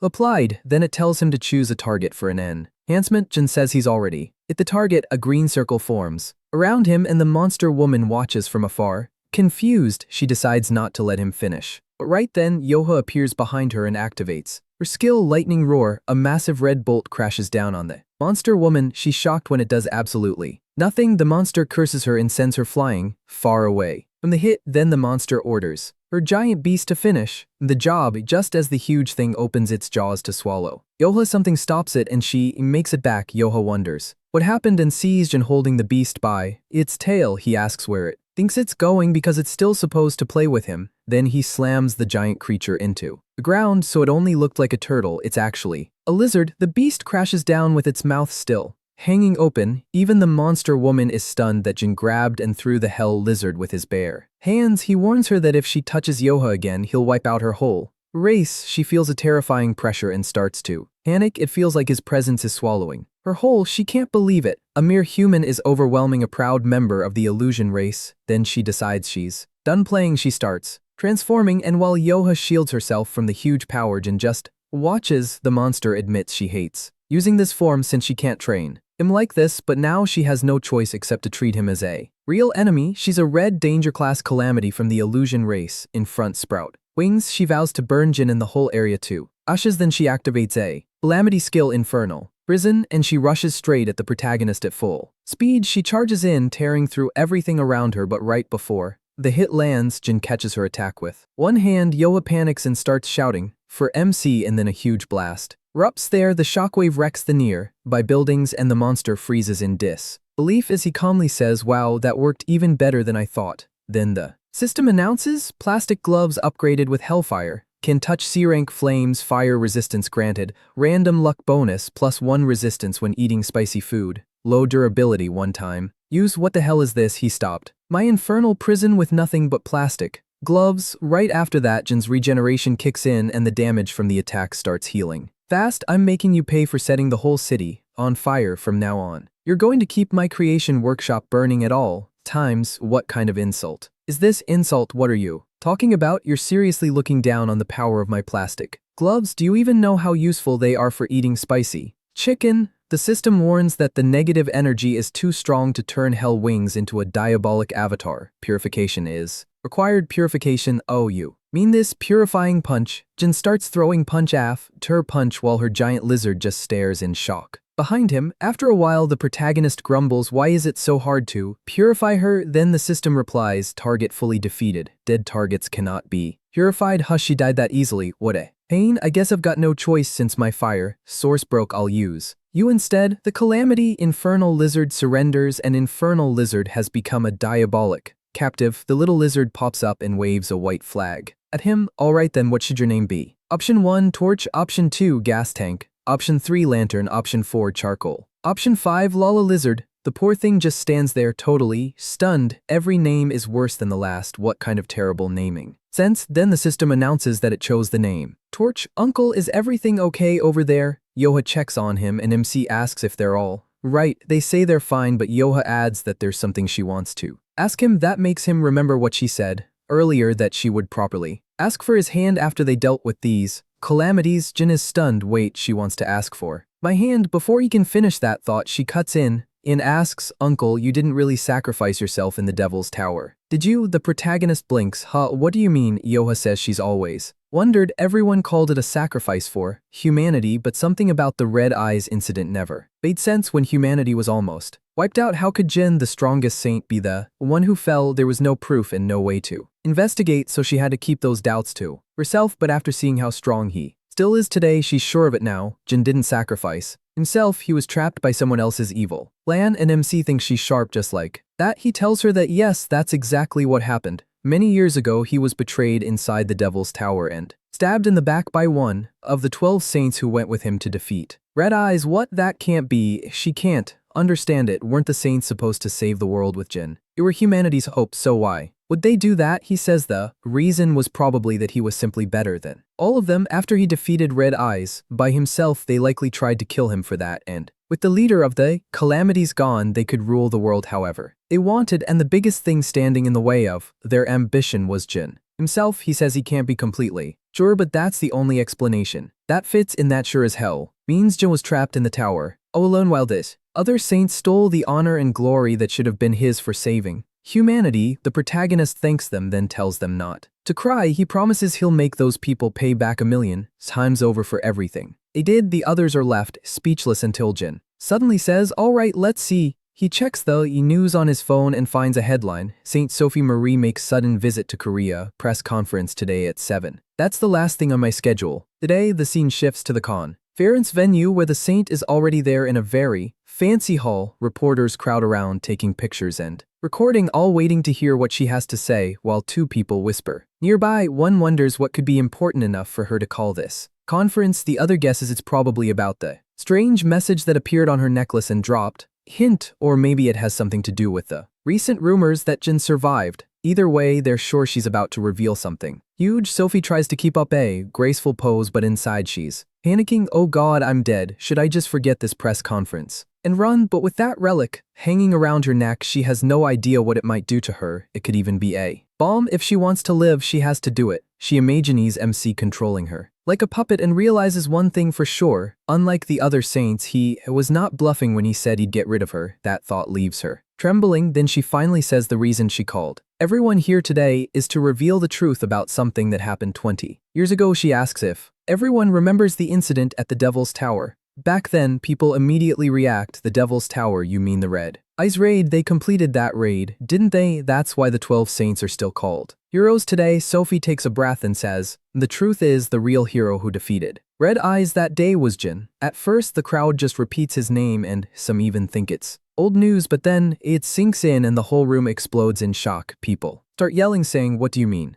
Is that true? Are you saying Jin alone killed Red Eyes? Even Marker couldn't tell us what really happened. The room turns into chaos. Does that mean the protagonist, he is alive and the saints lied this whole time? Sophie hesitates, not knowing how to answer. Just as she's about to confirm it, someone cuts her off. That's obviously impossible. A sinister man appeared behind her. She turns pale with fear. You, Jen Louis? It's Cancer Saint Jen Louis Murin. He looks at her and mocks how she looks. According to him, she clearly isn't in any condition to keep speaking. Isn't that right, Sophie? He keeps up the fake concern. You really don't look well, Saint. Seems like this conference can't go on. Sophie tries to answer, but he snaps at her to shut up. He demands to know what she's saying with the microphone still on and reminds her to know her place. All she had to do, he says, was keep pretending to be a saint like she always had. So what exactly is she complaining about enough to pull something like this? If she doesn't want everyone to see him rip her mouth apart, she'd better stay quiet. Then he switches off her microphone and turns to the press. He apologizes to the reporters and claims that Sophie is being blackmailed into giving false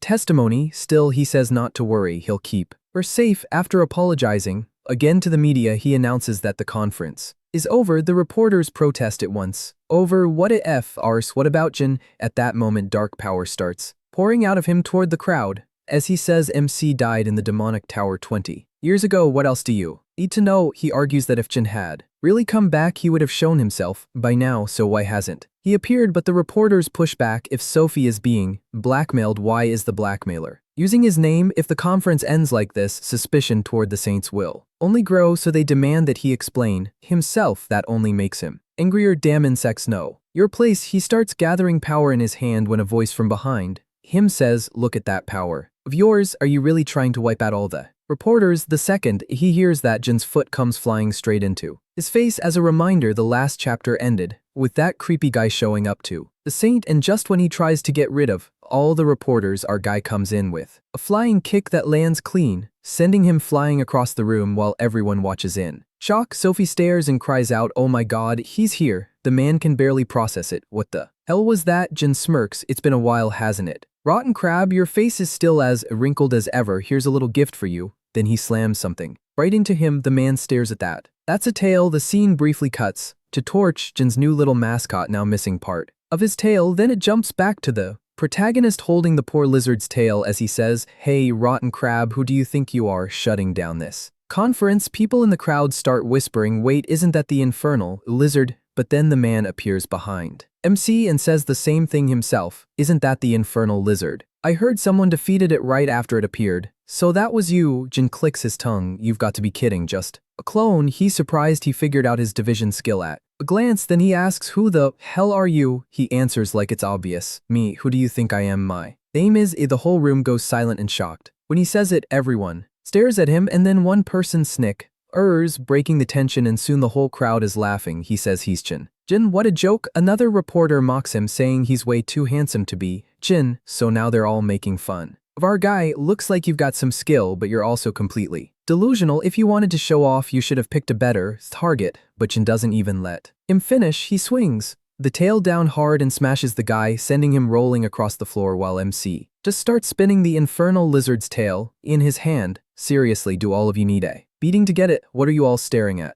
Come at me. He lunges at the reporters and they run for their lives, screaming for someone to get him out of there. Sophie thinks this is her chance to escape, but right then Jin appears behind her and she freezes up. Oh no, where do you think you're going? Before you go, you're going to finish up your little speech. Tell them how you all escaped from Red Eyes 20 years ago, and lived like kings after leaving me there to die. Go on. Say it all, the guy snaps back, calling him a bastard, but before he can go on, the whole place starts shaking and the system warns them a threatening energy from the darkest star is getting close. Black power starts covering the entire area and Jin begins to break apart. Everyone stares in shock, not knowing what's happening. My god. Impossible, what have I done? It's not you, idiot, it's this one. I can feel the divine energy from a god. Then a huge dark figure appears behind Jin. It glares and says, so you really are the real one? Good, I don't know how you survived the Devil's Tower, but now that you're back, it's time for your welcome party. As he says that, he releases brushing power. Then the scene cuts to Hu's house. He's making food and sighing in relief, glad that Sungi and Yoha are finally gone so he can have some peace. He turns on the TV hoping to find something good to watch, but then the reporter says she's live at Sophie Marie's press conference where everything has fallen into chaos. A man claiming to be Legion has barged in and he's now in a fierce fight with the Cancer Saint. She even says he looks way too excited about it. Well, Jin keeps throwing. Hugo goes pale and blurts out, of course, what the hell is that idiot doing now? Then we jump back to the fight. The Cancer Saint gathers black energy in his hands and fires off a huge attack, sending the crowd into a panic. As they run, Jin dodges with ease and says his attacks are weak. That's never going to work on me. The Saint spreads his attack wide, trying to trap the protagonist, but just before it lands, he shreds a whole thing with his dagger. Not only that, he's upside down, holding himself with one hand. The crowd is so stunned they start clapping. For MC, the guy keeps firing more dark attacks, but Jin slips past every one of them and lands right in front of him. All right, in my turn. He rushes in at top speed while the other guy gathers power again and mocks him. What did you spend 20 years practicing? He launches another dark blast at him, but he dodges again. It lands. That's all you've got. Then he slices the Cancer Saint in two, but something catches Jin off guard again because the guy turns to ash. One more time. Damn it, so you spent all these years training this trick. What are you trying to be, some Naruto? The Saint smirks and says he'll take that as a compliment while Sophie Brack ease herself. Then he creates a dark tornado, draining the life force of everyone there. Jin curses him, asking how he plans to cover up a disaster like this. The Saint says he'll deal with the consequences when they come. For now, he's decided to kill Jin by using this whole crowd against him. I see, so you were the one who stabbed me in the tower. The other man laughs and asks if the protagonist is really that obsessed with the culprit. He says it's funny that the hero who saved the world is hung up on such petty grudges, like a thug instead of a saint. Jin fires back that all he does is talk trash, especially for a scared little coward hiding behind clones. The man laughs and says they're not just clones, he made them with the life force of the reporters here. If Jin destroys even one of them, that life force will vanish and there's no promise the reporters will survive. Jin says those filthy tricks suit him perfectly. The Saint asks if those are his last words, and then says he'll see him on the other side. He sends all his clones rushing at Jin, but in that same instant, they panic. A tale, how did that get here? So that's one of the skills you've got from Drachma. Jin's already behind him and charges in fast, shouting, try this. He lands a direct hit on the Cancer Saint while the system explains, take this for me. You can summon a target of your choice to act as a shield for the Ophiuchus vessel. You can only summon something you touched recently. Up to 3 targets can be set and they'll be moved based on the last one touched. What is this? A protagonist hits him again, and the man wonders how Jin knew he was the real one. 13th sense, you can detect your enemy's weak points. MC reminds him once more that his tricks are just as dirty as ever. I'd be an idiot not to notice bullseye at that moment. Jin rips a crystal out of the Cancer Saint's body, and the man gasps, not even the Gemini constellation could find my core. So how did you? And oh, for you this is Avatar appears swallowing the crystal. A flood of system messages follows, saying it's a fragment of Cancer's core containing 33% of a saint's soul and another 20%. A huge crack is opening. The god of Cancer is deeply shaken and Jin can now absorb the constellation. A black star power around them disappears. Sophie has no idea what just happened, but all that dark power is suddenly gone. The reporters are left asking what happened and who won the fight, while the Cancer Saint from his real body far apart asks what the hell happened to Ji. On in that tower, he says he can feel the power of a god coming from him. Jin tells him that even after getting beaten down, he still won't stop talking. He says he'll make very good use of the core he ripped out of him, but the Saint warns that for now he still has a few more tricks left and can still cause Ji on some trouble. Then he completely disappears, and the protagonist wonders what he meant by more tricks left. Still, with that guy's personality, there's no way he'd go quietly. Then MC notices his phone ringing, and the moment he answers, Hugo starts yelling at him, "You idiot, what the hell do you think you're doing? No time to explain, get out of there right now, you maniac, I'm watching the news, you just took down one of the saints. What were you thinking? A bunch of missiles are about to hit your location, what?" And the scene shifts to space where a satellite has several missiles aimed at Earth and starts locking onto the targets. Jin can only stare as the missiles all start falling at incredible speed toward Earth, and we learn that the Mammoth missile is a catastrophe. Last weapon created by Captain Choi and Gemini after Legion vanished in case a disaster humanity couldn't defeat ever appeared on Earth. This final card of mankind can wipe out everything around the calamity with an overwhelming blast. What? I can't believe they made something like that. Then Jin realizes the genius of it. They set the missiles to launch automatically if that man's biometric signal disappeared. He remembers the warning that the guy still had one last card to use against him, so that clone I just beat was basically his real body. Jin, this isn't the time to stand there thinking, get out of there now, but running won't solve anything, since the missiles could easily blow up a city. Like this one. You're right, Hugo says, but what are you gonna do? He grins and says he has a plan. Then he looks at Sophie and she immediately goes pale as he adds that they're not totally out of options. At this point, Sophie is completely broken. She's just been getting bull-wide non-stop. Then we cut to the Mies. Sile's still falling, now closing in on the city. Jin grabs Sophie in his arms and she starts screaming for him to let her go. He activates a power end. The system says, by the authority of the Gemini Bishop, levitation and teleportation are activated, teleporting to the front of the missile. They're warped right in front of the missile, which is already dropping fast. Holding Sophie in his arms, Jin yells at her, "I know you can liquefy anything, so melt this missile." Still in shock, she asks how she's supposed to do that when he's sending her straight into it. Jin says they have no choice. If she doesn't do it, he and everyone below is dead. Then he grabs her arm and throws her forward. As she flies off, she screams, "Legion, you bastard!" The protagonist just shouts back, "Go on, Saint, make your miracle." She keeps crying and yelling at him until the system announces that the goddess of Aquarius is descending, and even the sacred goddess is stunned by this situation. God is pleased to do something. Even the Aquarius goddess curses Jin for being insane, but there's no time for that. She has to act. The saint starts stacking buff after buff, and all that power pours into Sophie while she cries in panic until a tear falls, and it triggers the skill Tears of the Goddess. Then a huge wave rushes toward the missile, slamming into it as the water pushes with everything it has to stop it. After a while, the missile finally starts breaking apart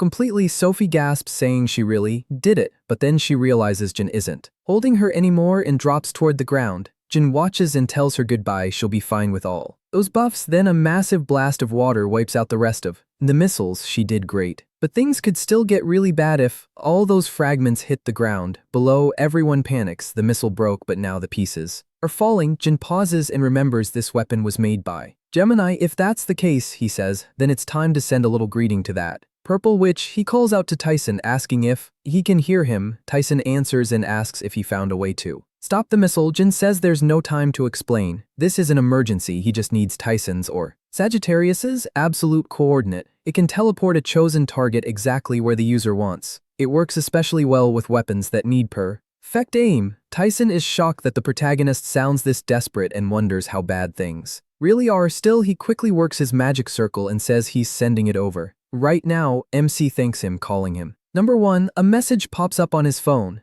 Sagittarius has granted absolute coordinate, remaining uses 238. Jin says that should be enough, then starts building up purple energy as the system fires off notice after notice, saying that by the authority of Sagittarius's saint, absolute coordinate has been activated. He starts teleporting all the missile fragments to another location. We're about to find out where. Now, Jin says it's time to send that. Present people stare in shock, asking what that is. The missile fragments are rising back up and everyone realizes they've been saved. Someone shouts that it has to be him. They can't believe he made the whole missile disappear, but then someone contacts him by telepathy, saying this is the Yin-Yang Palace in the domain of the Gemini Saint. Bishop Choi is told to come quickly. Chin recognizes the voice at once. Chin answers and asks what the problem is. The voice explodes at him, demanding to know what he just did with his authority. The mammoth fragments are falling into the Yin-Yang Palace. We finally learn where Jin sent all the missile pieces straight to Gemini's domain. Then the scene shifts to the Lu house inside the president's office. They're stunned the protagonist would even show up. Not only did he represent Sophie Marie's press conference, but he also beat Cancer's Saint and stopped the mammoth missile at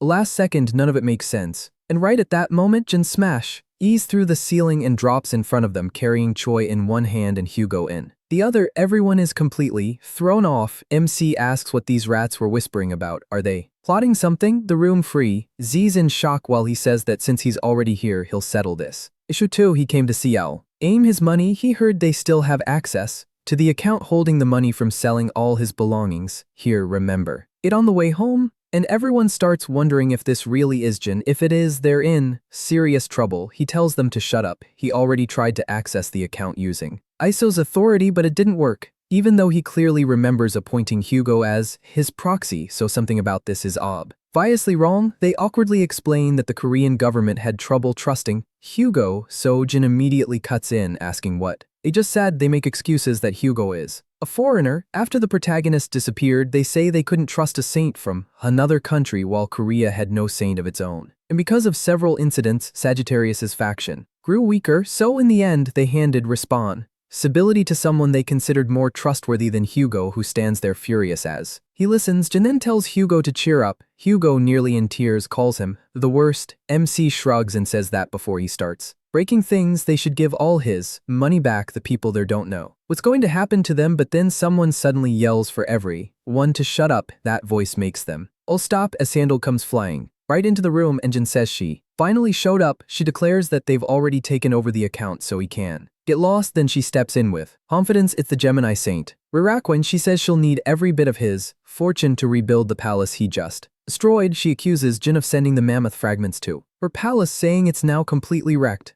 Does he have any idea how much damage he caused? She keeps shouting at him in fury, and Jin casually asks who she even is. That only makes her even angrier. She snaps that he should be quiet because she's going to get rid of him now, then forms a magic circle above herself. The system announces that Gemini's magic power is rising. People panic, saying it's Gemini and they need to run. She links herself to a powerful spirit, Gemini's strongest move, summoning a spirit from another world through a Zile's spiritual call. A spirit begins to appear and takes in that transcendent power while below. Rirakwin keeps shouting, telling Jin he's finished now. The spirit queen, Lily Queen, answers the summon, and piece by piece her full body emerges, transforming into a fairy-like form as everyone watches in amazement. Jin stays calm. Rirakwin proudly declares that this is Lily Queen, a spirit almost on the level of a sacred god. She asks if the protagonist really thinks he can fight that. Instead, MC suddenly appears right in front of her and grabs her, then throws her away, telling her to get lost. She goes flying out through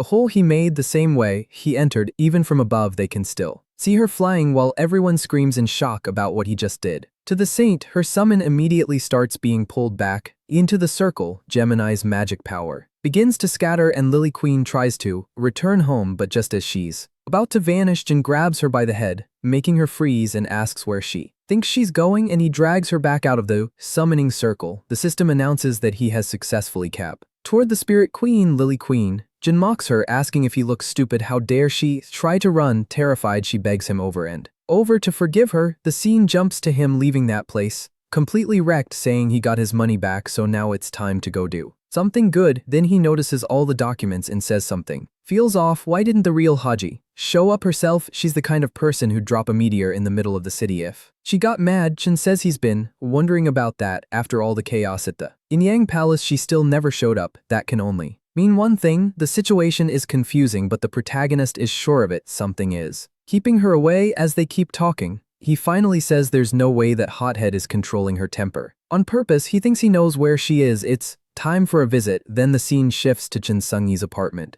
Hugo's son, someone suggests that while they work, they ask if Jaiwoo wants a burger. Sungyi looks a little down as he stares at the burger, then says he'll eat something else instead, and asks what Jaiwoo wants. Jaiwoo says he wants something different too. Right then, Hugo suddenly sneezes and she laughs, teasing him. Yang jokes from the back that she's just messing with him. Someone adds that Iso would faint if he found out, but Iso isn't coming. Then the scene changes, showing Iso dressed up while they explain he went out to do a favor and he'll be a little late. Jin says it's time to start the interrogation. We see the little fairy queen trapped inside Ares' relic, the durable display case, a very tough case. For relics, MC tells her she'd better answer his questions. C quickly agrees. He says being stuck in a clear box is still better than being wrapped in a book, so she should choose wisely. He shows the S-rank relic book that imprisons everything, an inventory relic that stores a target as text and can be disguised. Right now it looks Like a cookbook, the poor fairy panics and keeps agreeing while Jin thinks it's way too strange that that witch still hasn't appeared. That means it's not that she chose not to come.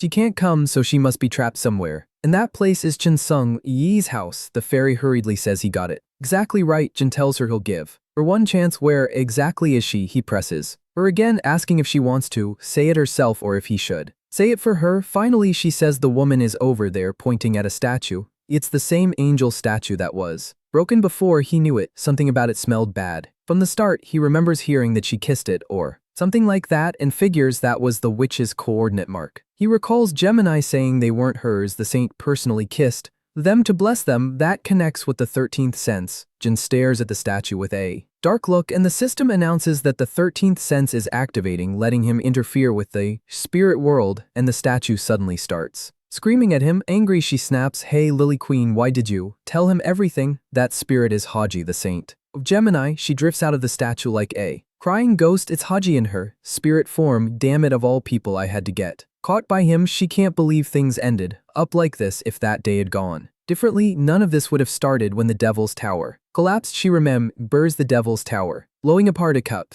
dropping to the floor, and her thinking, what was that strange feeling just now? Then it hits her. Legion is alive. That same day, Jin arrived at the apartment with Sungyi. In Jaiwoo, she was already shocked that he made it back alive, but out of every place he could go, he came straight to Sungyi's apartment, the home of his friend's son. Still, that worked in her favor since it was in her range. Wondering what Jin was up to, she decided to check for herself. She used Gemini's teleport skill. Only her soul could move, so she possessed a target instead, the angel statue in Sung Yi's house. That's how she got trapped there, possessing the statue. Worked, but then he walked in, took one look, and said it was disgusting. The moment he smashed the statue, she was stuck. If the possessed target is destroyed during soul possession, escape becomes impossible, and her possession skill gets sealed, so all she could do was stay trapped there. Then Jin came in and said it was still just a relic, so he could leave it like that. To Haji, even a lousy binding skill was fine as long as someone could restore the broken statue. And Piggy pulled out a little jar of glue. Back in the present, she says Sungyi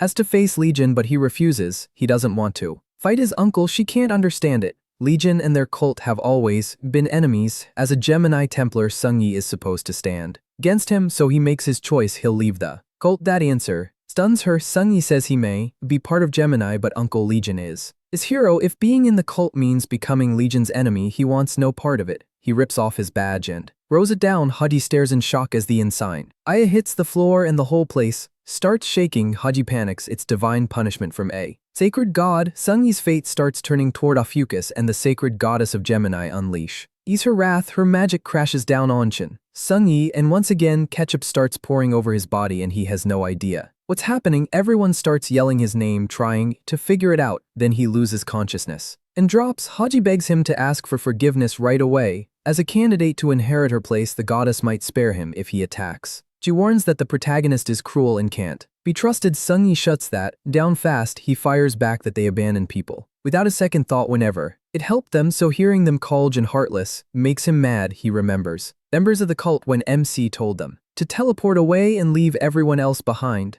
to suffer there. Maybe they act like that, but he also remembers Jin beating a monster to save a little kid, and the time he rescued Sungyi and Yoha from a monster attack. In his eyes, Jin always saves people in danger. The real hypocrites are them, claiming they're saving the world while only carrying out themselves. He even remembers watching Jin on TV as a kid. There's only one thing, he's my hero, so the protagonist isn't some fool they get to judge or look down on. Then Fraja, the sacred goddess of Gemini, appears. At last, the true goddess of Gemini shows herself. She stands over Sungyi's fallen body as, because of Sungyi's declaration, her divine punishment rises to the highest level. She gathers power and orders him to disappear along with that cursed hero. Right then, Jin calmly says, "Skill." The goddess turns toward him. In shock, let's see. He raises his hand and gathers dark power. Abyssal cut. She freezes, and Jin slick ease through every link between the goddess and Sungyi. At the same time, chaos breaks out in the yin Yang Palace. People shout for someone to pull the victims from the rubble and start magic. Others yell that the fire is spreading and call for anyone who knows water spells, but the moment they try, one man realizes he can't gather any magic at all. Someone tells Bishop Ken that something is very wrong. They can't feel any magical power anymore. Ken orders them to contact the nearby Templars and find out what's happening. Everyone is left stunned because no one can use magic. Then the scene shifts to Gemini Templars fighting Calamities, they're running in panic because Gemini's power has completely vanished. Back with Jin, the result of his skill is clear, the sacred goddess of Geminis. Magic is gone. He tells Sungyi he should be okay now and admits he almost put him in danger, then he thanks him for trusting his uncle too. Very end, Sungyi just tears up for a moment, then smiles through the tears, totally moved, but from the background someone suddenly screams, "Legion, you bastard. What did you do to me?" When they look over, it's the Saint Reedy. She's freaking out because she lost the god. Des's magic. The story jumps back to when Jin used Abyssal Cut with the Gemini goddess. The system explains that he weak. In the bond between Reedy, the saint of Gemini, and the sacred god, Des of Gemini, Fraja, sacred gods use huge amounts of power and take major risks when they act directly in the human world. That's why they usually pass their power to their successors. The saints share that power with their Templars. In simple terms, the sacred god is the power plant, the saints are the substations, and the Templars are everything connected to them. So if the link to the source gets cut, every other part stops working too. That means the loss of power can only be one thing: the connection was severed. Jin grins and mocks her. So how does it feel to be a powerless nobody now, you purple witch? This is the kind of trick that Cursecraft loves using, weakening connections with the Abyssal Cut. Abyssal Cut is an SS rank sovereign skill of Cancer. It can cut anything the user wants, and when Jin mixed it with his own skill, something he knew happened. Haji stares in shock as he says, "So you can now cut even the contract between her and that goddess." This forbidden act can sever anything: memories, bonds, loyalty, and more. The more he masters it, the more abilities he gains. Reedy can't believe it. There's no way a sacred goddess should allow this. She warns that now he'll face the fury of a real goddess. Jin tells her to go to hell along with her goddess. If anything, this just makes it easier to drag that idiot goddess out in person again. He fixes her with a cold, dark stare, then a purple bolt starts forming beside them and lightning spreads across the sky. People everywhere wonder what's going on as a giant purple tornado of energy starts tearing through the city. The system announces that the sacred goddess of Gemini is enraged after losing her links to the saint and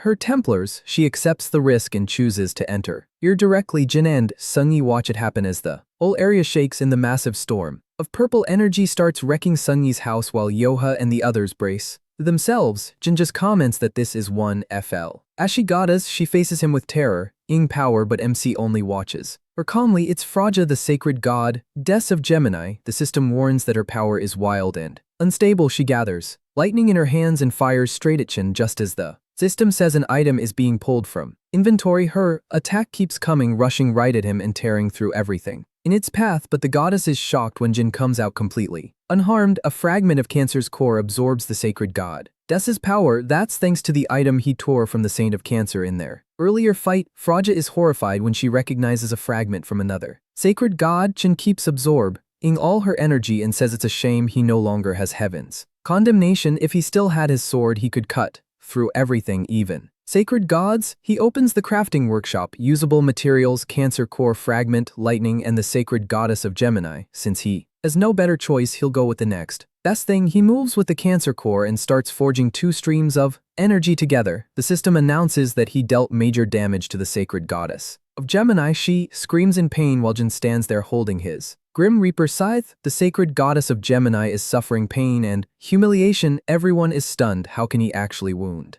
goddess? Then the abyss storm scythe breaks, so the weapon only landed one hit. Jin says that's the best he could do with something made on the spot. The goddess keeps writhing in agony and releasing or lightning until the system warns that Fraja, the sacred goddess of Gemini, has lost her mind. Right then someone shouts a direct hit, and the question is, who was it? Then Hugo shows up looking incredibly cool. Seeing that, Sungyi and Yoha panic and call out. Dad, the god of Sagittarius, appears behind Hugo. He orders Fraja to stop this invasion right now. That instant only shocks her. He says that anything more would break the rules. He tells Fraja to back off. At once, sacred gods aren't allowed to interfere in this world with their real bodies. Right after that, golden chains appear. The system announces that other sacred gods, angry about this rule being broken, activated restraints. Fraja clearly shakes, and when all that power comes at her, more system messages pop up saying to interfere any further on Earth, she would have to pay faith, experience, and attributes. If she keeps going, she could reach maximum hostility with the other sacred gods. Everyone can only watch it happen. Hugo clicks his tongue and says,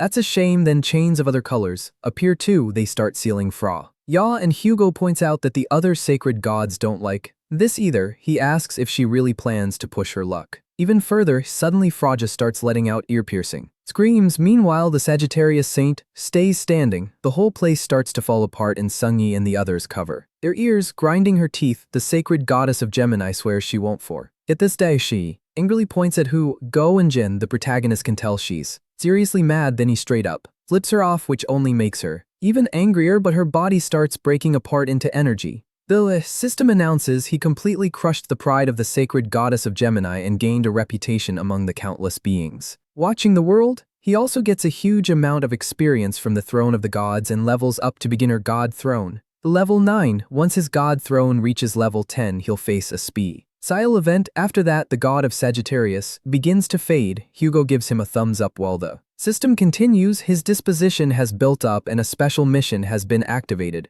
Awaken the core of Ophiuchus. Rank SS. When it's all over, everyone drops to the ground. Worn out, Jin walks over to Hugo and laughs, saying he came just in time. Still, MC admits he's furious about what Fraja did to Sungi. He says he can't believe that putting an arrow through her head wasn't enough. He tells her to wait because he's still going to beat that goddess down. Hearing that, Hugo gives a relieved smile and thanks him. Then he says he got the thing Jin asked for from the Yin Yang Palace. He perks up and Hugo shows him a scroll as the system explains it's a soul record, a document listing the contracts tied to the Gemini avatars. In the background, Jin asks how he got it. Hugo says invisibility and sneaking in are basic skills. For an archer, he also mentions the emblem Ji-on gave him. Then he starts grumbling to himself while the protagonist quietly watches, and the system announces he opened the soul record and it's checking the list of avatars. Berserker, the one-eyed mad warrior legend. Ari class, Giant Jotun, King of Giants leg. In Dari class, Warrior King Jarl, the lead. Of the War God, also legendary class. Gemini's avatars fully surrendered to Ophiuchus. He can either accept those surrendered avatars as his own or keep them as prisoners. Jin likes the sound of that. Then the system adds that the commander avatar imprisoned in the sea below the Yin Yang Palace has also surrendered. MC guesses that must be the mythical class Avat. Our commander. Still, he asks why he should trust their surrender. He wants proof. Then more. In a purple vortex forms above Jin. A body that looks like Haji starts coming out of it. He's startled, but it's not her real self since Haji is still in ghost form. As that body keeps falling, everyone stares in confusion. Haji is confused too because she's still a ghost. The system says Gemini's avatars have offered Jin Haji's original body. He's stunned by what it answer that is. Even so, he accepts. The system confirms he accepted the surrender of Gemini's avatars. Those avatars have now moved under Ophiuchus. He can now give names to his avatars. This is already looking like a disaster. Jin says he's too lazy for this, so he'll just name them by rank, basically Bro 1, Bro 2, and Bro 3. The system confirms the avatars been named. Even they can't believe it, and Jin grabs her by the neck and says her sacred goddess abandoned her and ran, so she'd better answer his questions properly. He asks if she was the one who attacked him at the Devil's Tower. She says she has no idea what he's talking about. The protagonist presses power into her forehead and she starts screaming. He explains that it's a fragment of the Abyss Tempest scythe he used before. He says it's strong enough to burn even someone's soul, so she should stop pretending and confess, but she insists she really doesn't know. He asks if she wants to act tough while being tortured as a spirit. The others just watch that terrifying power spread. Even the spirit queen hides scared of it. Hugo shields himself and wonders if she's actually telling the truth. Then she blurts out that it was probably Virgo. After that, she begs Jin to let her go. The moment he hears Virgo, MC's expression turns dark. Then that piece of the Abyss scythe breaks and he lets her go in anger. He says it would have been painless if she told him from the start, since she gave him useful information. He'll return her body. She's shocked she's still alive, but then asks what that is. A second later, something goes wrong. The spirit queen takes over her body and says thank you. Even if this wasn't how she expected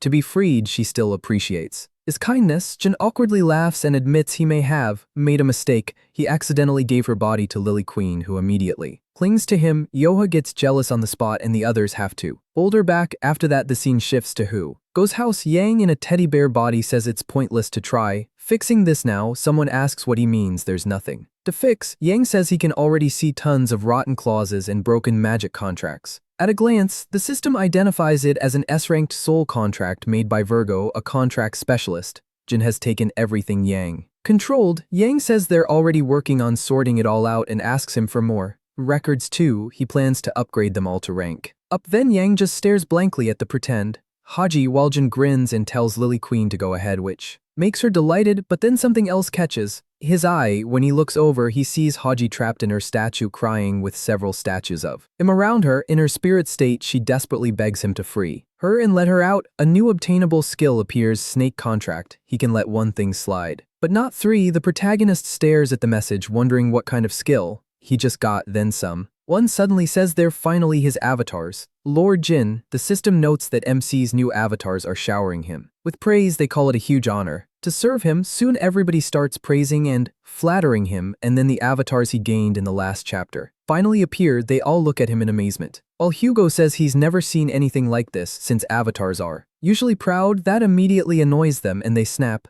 at poor Hugo, asking how he dares interrupt when he's only serving Lord Jin. Hugo is left standing there like a servant, but the protagonist makes it worse, saying that he's got it wrong. Hugo isn't a servant, he's a slave. That only makes them even more offended as they ask how a mere slave dares speak before their lord. MC cuts it off and asks why they abandoned Gemini and came to him. They say they couldn't endure the abuse from the sacred goddess of Gemini anymore. He doesn't buy it, so they admit the truth. They saw the lord beat her down. The protagonist remembers the moment when he overpowered the goddess, and they all cheered in excitement because he actually pulled it off. He says he's glad they're being honest now. And it's not just them, even the commander and the other avatars want to surrender to him, but the commander is trapped in the sea beneath the sacred domain, so he couldn't come here. They add that humanity has already lost more than half its land to the mysterious civilization of calamities. At first glance, saints and calamities might seem evenly matched, but the truth is much worse. They can't even begin to reclaim the territory they've lost. Jin thinks it over and says if it's in the sea near the sacred domain, it must be somewhere in that region or beyond it. That would put it close to the mysterious civilization's territory, so he decides he'd better pay a visit and see how things stand now. The avatars bow and say that since they've submitted to Jin, they swear their loyalty and their lives to him. MC accepts and says he's looking forward to this. Yoha comments that this is just like Uncle Jin. Even high-class avatars are scared of him, and that's both cool and terrifying. Then she casually says she's glad she asked for his hand. The instant she says that, Jin and Hugo both freeze. Hugo turns to him with a very dark look. He asks what that was supposed to mean. The protagonist can only go, "What do you mean?" Then comes a quick reminder: if you're enjoying the video, drop a like and leave a comment to help support it. Subscribe to this YouTube channel and turn on the notifications. Then let's get back to the story. So remember, the last video ended right when our protagonist was talking with his three new subordinates, while in the background Sungi and Yoho were just watching Jin. Then she suddenly says, "I'm really glad I get to marry him." The same instant Hugo hears that, he steps in with a really dark look and Jin Z's in shock. Then Hugo demands, "Hey MC, what is she talking about? Marry you? What the hell is this?" To make it even worse, Yang chimes in from the back, "Wow, does that make Hugo Jin's father-in-law? What a messed up family." Hugo instantly fires a flaming arrow right at him, blowing apart the teddy bear head. The poor guy runs off, and he says, "Hey Iso, put the bow down first, then we talk." But Hugo only answers, "I've never even heard my own daughter say she loves me, not even on Father's Day. Though how dare she say something like that to you?" And the system warns that the Saint of Sagittarius is enraged, and now he starts firing a whole storm of flaming arrows, but the protagonist quickly dodges them all while Yoha keeps shouting, "Sorry MC, but you need to die now." The Saint of Sagittarius uses invincibility and he keeps charging at Jin, who still has no clue what is going on. "Man, are you seriously this mad? Hold on." Using God's eye fixation, he checks Hugo's magic power. Hugo orders the Saint of Sagittarius on. Then the protagonist closes his eyes and starts catching Hugo's arrows with his bare hands, but he doesn't stop. He sends out a massive rain of arrows straight at him. He just keeps firing again and again. "Got it MC." Right when they're about to hit, Jin blocks every single one. Then he says, "What are you, some kind of bug? Being annoying, you humiliated the Saint of Sagittarius. His hostility has calmed down. You gained a large amount of experience from the throne of God." Even so, Hugo is still furious and rushes Jin again, activating his sovereign skill, Ring of the Sun God. He's really going all out. Apollo, the sacred god of Sagittarius, asks if it's really fine to destroy the house, especially since Jin and Sungi's home is still being paid off. The place is getting wrecked by Hugo's rampage, but he doesn't care at all and keeps charging. While Jin thinks, "My god, he's just like someone I know, doesn't care if he burns down his own house when he's broke." That reminds him of his first meeting with Jin Sungi, who also rushed him while wrecking his apartment. Then Yoha suddenly yells, "But no dad, huh? What do you mean no? I mean you don't stand a chance against Uncle Jin." She really just roasted her own father. How is the poor guy supposed to beat anyone after that? He's calm,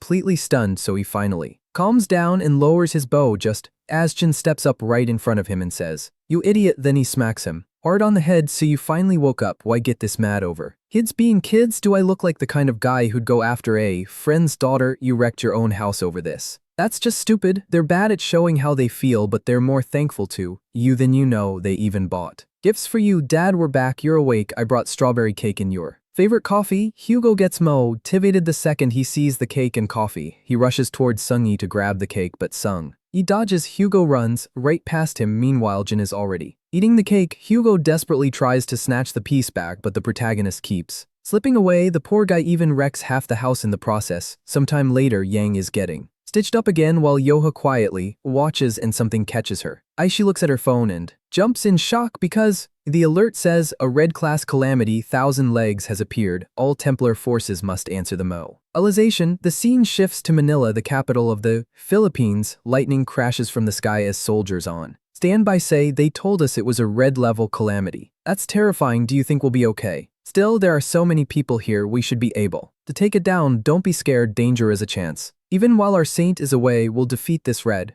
level calamity with our own strength." And right then someone else drops from the sky. It's the Saint of Leo. "This is how our Leo will rise. Let's show the world that humanity is taking another step into the future." Everyone starts cheering while Yoha covers her ears in an annoyance. "I want to go home. I wanted to see Uncle Jin. Something about this feels off." Then the scene cuts to masked soldiers, and inside one of the tents, an old man says, "Good grief, these men are complete barbarians, violent. For no reason, they're hiding their fear with brute force. Not that I care, still I wonder if the gift I sent them has arrived yet." And it cuts back to Hugo's completely wrecked house. "Oh, you're here. The one who arrived is Hugo's secretary. You can see who's in. It's been a while, Saint. How have you been? Why is your house completely destroyed? What happened? My God, the ceiling." Hugo sits in the corner looking miserable. "Don't ask. It was necessary. You're watching my arms. Raid 2. Yeah, you always sent me over there. Anyway, what's in that box? It was in front of your door, so I brought it. Inside. It's not a delivery." Then a voice screams from inside the box. It's the little punk. The scene changes to G. On at the forge, another material breaks and the system says the production tool is too low rank. The materials were damaged. "Come on, not again. How many times has this happened now? To create the item you want, you need higher rank equipment. The item Jin just made was a dagger. Damn, this is the limit of this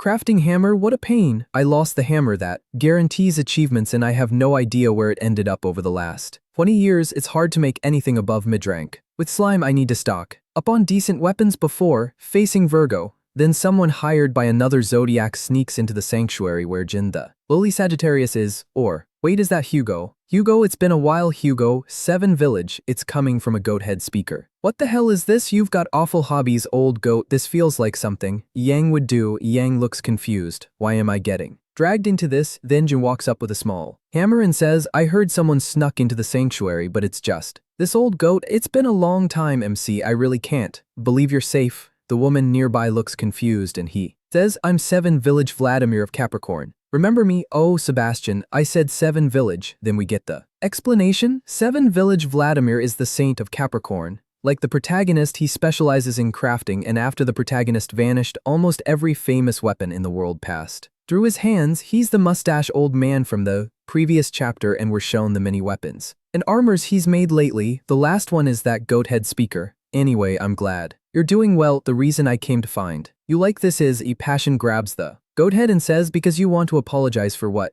happened before." He tosses the goat head up, then smashes it to pieces. "Jin, can we really just ignore what he said?" MC shrugs it off. "He's always talking nonsense anyway. What kind of idiot says he came to help with ingredients? I mean, cooperate. We should just go watch the raid coverage. His personality really hasn't changed. Annoying saint, it's time for you to show up." "Oh, well then maybe I should take a look at this 1,000 legs raid." Then he's officially introduced as the Saint of Sagittarius, Sir Gavich Vladimir Ivan Vlad. Mir Ian powerful agents have gathered too, including the people from the House of Leo with Ilha and Prabha still holding her spear, Vice Saint Yoha and Captain All. However, are the beasts of Leo in charge of this battlefield? The experts in transformation magic and the naval war tacticians of Pisces are here as well. The wall defending the front lines is all also in position, and Aquarius the battlefield saint who can knock back a beast with holy power is here too. On top of that, Capricorn who handles making and boosting the many weapons needed for battle has arrived, troops from all over were sent here for the war. And now the Saint of Capricorn has appeared. What the hell is that old man doing there? It looks like the Saint of Capricorn is about to do something. He raises his hand. The sky and then Jin's hammer appears. That old thief, the divine artifact of Capricorn, he summoned the hammer that guaranteed achievements. Hey, wasn't that what you used? In the past, Capricorn, the saint who specialized in crafting, will use that hammer to strengthen divine artifacts before the battle starts. He starts hammering away with Jin's tool and every one cheers. The Saint of Capricorn's reinforcement skills are famous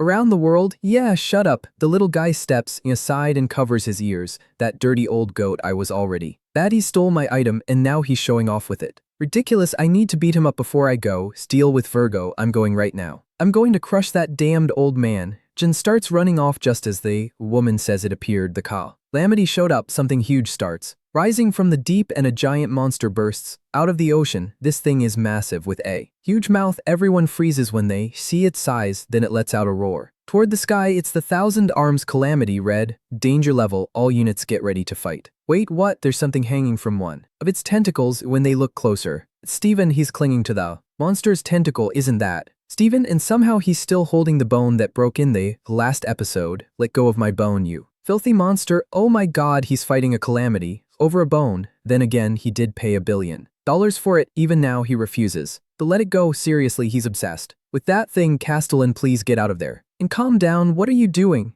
Bishop Oliver, the Lion Saint and the Thousand Arms showed up together, so why are you standing there? That old man is really trying to steal command from me. He wants all the credit, but I was about to give the orders anyway. Lions drink the physical enhancement potion and prepare for battle. They immediately down the potions from their vials. At the same time, the Pisces side starts using support skills too: underwater breathing, wave resonance, and survival buffs. Health regen, mobility, endurance, and defense buffs. Taurus form a defensive line in the rear and stop the calamities from reaching the coast. Then the Leo fighters leap forward and shout, everybody ready, time to fight you beasts. Lions move out. They charge straight at the creature at full speed. As lightning bursts around them, they begin transforming into beasts. The system announces beastification activated. You have gained the power of a raging beast. The lion fighters turn into tigers and panthers, and toward the monster, the bestified lion assault squad advances. Meanwhile, Aquarius keeps blasting blessings, stacking even more buffs on the front line. Then Yoha takes command and declares unity of the sect. Roar, I'll turn wild. A giant lion made of energy shoots forward straight at the calamity and slams right into it. At the same time, the transformed lion fighters rush in too, swarming the creature and attacking from every side. But Steven is still hanging there with his bone, yelling, you idiots, be quiet until I get my bone back. Castellan, stop acting like an idiot and hold still. The two keep arguing in the middle of the chaos. What the hell, just give up on that bone already. Shut up, I'm getting it back. What is going on over there? At this rate, we're all going to die. That idiot Vice Captain Yu there. I really shouldn't change the plan just to save that stupid lion, but with things going this way, she had no choice. She gets ready and red lightning starts crackling around her body. The women nearby call out, please wait, we'll give you some buffs. I don't need them. With a cold stare, she launches forward using acceleration. She heads straight for Steven and that bone. Then before he can even react, Yua slices through the monster's tentacle, and in one move she frees both Ben and the bone. Raised Q successful. Steven drops into the water with the bone, coughing and spitting water everywhere. Then Yua steps right on his face and dunks him back under. Everyone's staring in disbelief. She cleared that huge distance in a single jump and even cut off a calamity's tentacle. She's amazing, and she's still standing up there on Taurus while he complains, get off me, get off. That fires everyone up. Yeah, let's finish this calamity. So they attack with everything they have. Physical strikes, magic, and purple energy attacks, but the calamity merges. Then it raises a massive wave of water. A tsunami, take cover. The Taurus Templars activate impenetrable wall formation. What was that? Did Aval Kano erupt? Hey look, the monster's charging straight at the soldiers. Panic spreads through the ranks. The old man mutters that if something like this has appeared, there's number other choice. But right then someone behind him speaks up, hey, what's that in your hand? A detonator. I planted explosives all along the coast. He flinches and turns around, shocked by the voice. That's when Jin strikes his hand. At the same moment, the slime lunges in with its giant mouth, and just like that, it swallows the old man whole. Wow, Sebastian, you really are a pain. I get that the people in the water are only buying time because they can't beat that monster, but isn't it a bit much to blow them up along with the calamity? Stay still. For the first time in 20 years, I'm going to teach you the right way to cut Octo, Puss. Then the scene shifts to someone sprint-ing over the water. It's Yoha, and she thinks back to the record of this raid. For the 1,000 arms raid, you force your way through the 1,010 tackles at high speed and cut down any you can't avoid with a single strike. Yoha keeps running, slipping past the tentacles. As she moves, memories come back to her just like they did for Jin-in.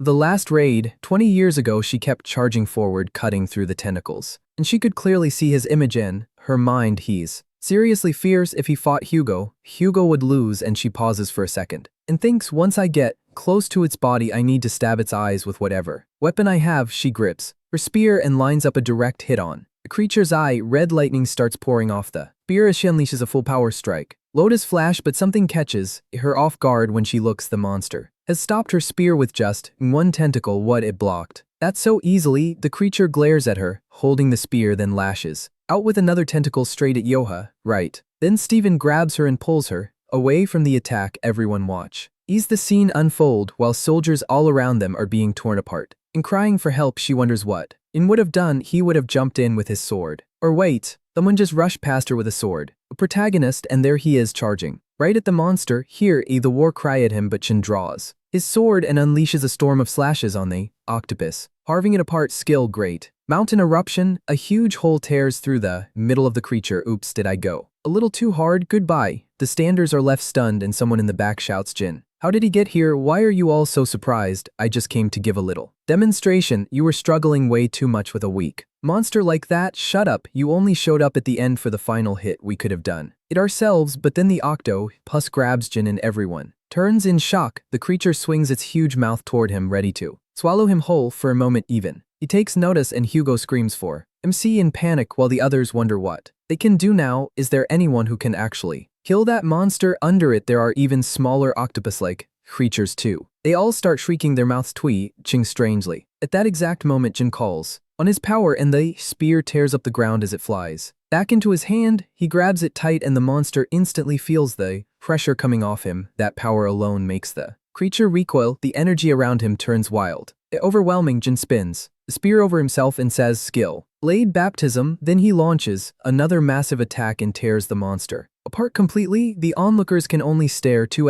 Hawk to react. In the middle of all that destruction stands Jin.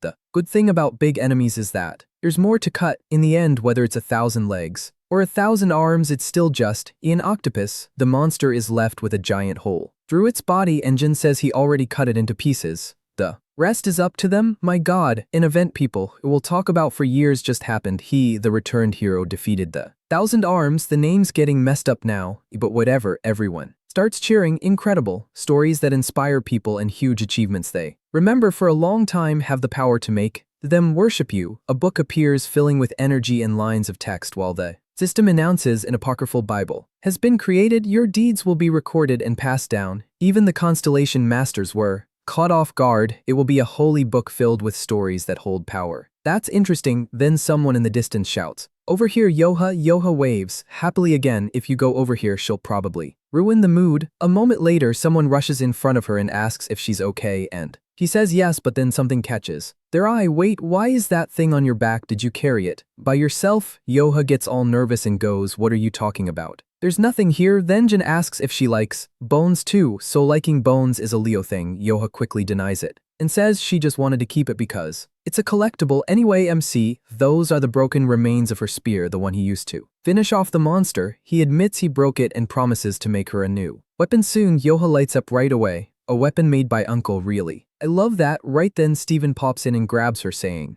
that sounds great. The three of them freeze for a second, and Yoha turns to him annoyed. Have you lost your mind? Why are you yelling like that, idiot? Steven insists he has every right to be happy as a Leo Cardinal. Jin Yuri's under his command, and now Jin is offering to make her a weapon, so of course Steven wants one too. He instantly looks irritated hearing that, and Steven keeps pushing until the protagonist is about ready to snap, and before things blow up between them, a huge burst of power erupts. Behind Jin, it's a giant goat. Steven blurts out, my god, MC, can you make explosions with your voice now? Is there no limit to your powers? He shoots back, idiot. That wasn't me. The blast then spreads a thick yellow mist across the battlefield, and panic breaks out. People start crying for help, and some of them begin to change. What is happening? They turn into mutant beasts with glowing Green eyes, what happened to you? Someone shouts, but one of the beasts lunges forward. It was a soldier. No one understands why this is happening. The Leo forces are completely out of control. The Leo squad starts attacking tourist people and everyone wants to know what that explosion was. The old goat says, like it's obvious, it was the radiant flash mammoth bomb he planted, though he complains the blast was weaker than he wanted. When they turn, they see that rotten old goat in robotic armor smirking as he says the explosion was only a greeting before main show. He says all this while holding Lime in one hand. Jin immediately demands to know what he did to Lime, while Steven, totally confused, asks what he means by mammoth and if he really planted that crazy bomb while men were fighting. The old man tells him to stop right there, kids. He says he isn't surprised that every Leo hit by the blast went insane. So this was your doing too, you old goat.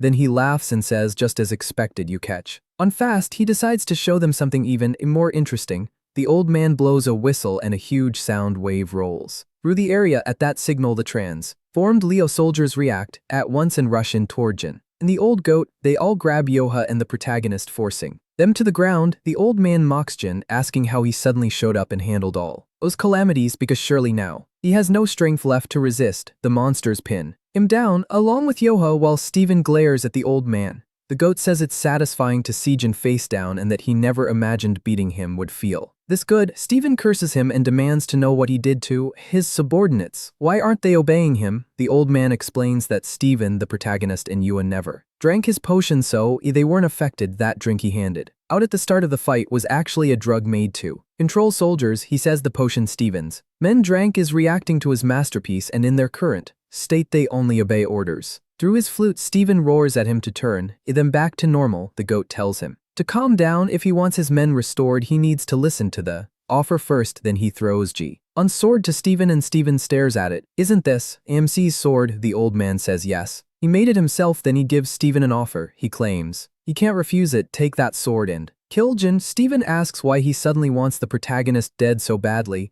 and why he should obey him. The goat insists he has no choice. He doesn't even want his subordinates back to normal. He already felt the gap between his own power and MC's, and the old man himself felt the gap between Jin's forging skill and his own. The more he thought about it, the more they realize how high and solid those walls are. Walls they can't cross. He calls this Steven's chance of a lifetime, and he'll support him. He'll forge the strongest weapon ever made just for Steven. If they join forces, they can bring G on down together. Then it'll only be a matter of time before Steven becomes the strongest of them all. So he tells Steven to pick up the sword and kill him. Steven pulls the blade from the ground and Yua shouts for him to stop. It's obviously a trap. She reminds him that old man can't be trusted at all. Steven keeps staring at Jin. Yua warns that if he lays even a finger on the protagonist, she'll never forgive him. Steven walks up to MC with the strongest weapon. The old man urges him on, finish him, but Ben turns and says, I don't need dirty tricks like yours to get rid of Jin. Unlike you, I'm not trying to take his place with little schemes. He flips the old goat off and he can only watch unimpressed. The old man keeps shouting, but Steven goes on, saying he's already asked Jin all he needs is a weapon as strong as the protagonist, so he tells the goat not to compare him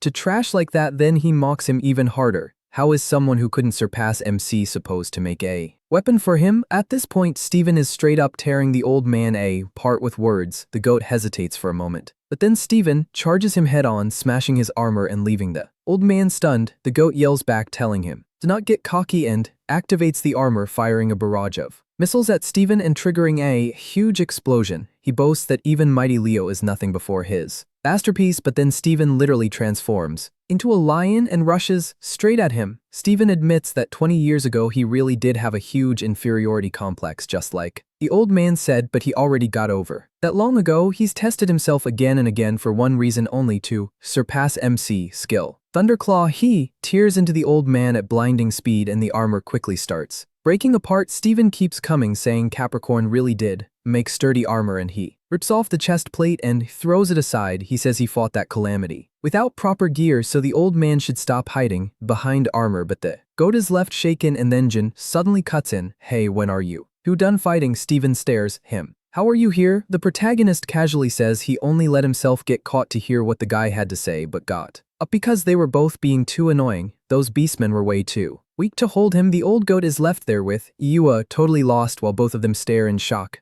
How is that even possible? Jin doesn't care. He tells the goat to get lost and kicks Steven away. In the process, then the story jumps back a few moments. They're still holding MC and Steven was arguing. With the old man, he was already getting bored, while they kept going and eventually he snapped. This is so damn annoying. The beast simply starts standing up and the beast holding him can't even understand what's happening with a look of total boredom. Jin says, so when are you idiots done fighting? That was the moment he appeared right beside them. Then the narrator starts explaining that 20 years ago, just before the Devil's Tower, someone said with a wicked smile, the protagonist will die. In the Devil's Tower, Jin immediately reacts. That sounds like the prophecy Hugo received from his holy saint. The answer comes back, that was only a prophecy of the future. This is a real plan. To make it happen, the old goat smiles, darkly too, and keeps talking, but MC loses patience. He cuts him off, saying he doesn't care about some stupid flashback. He wants to know who tried to kill him, not hear about the old man's past. The goat Pan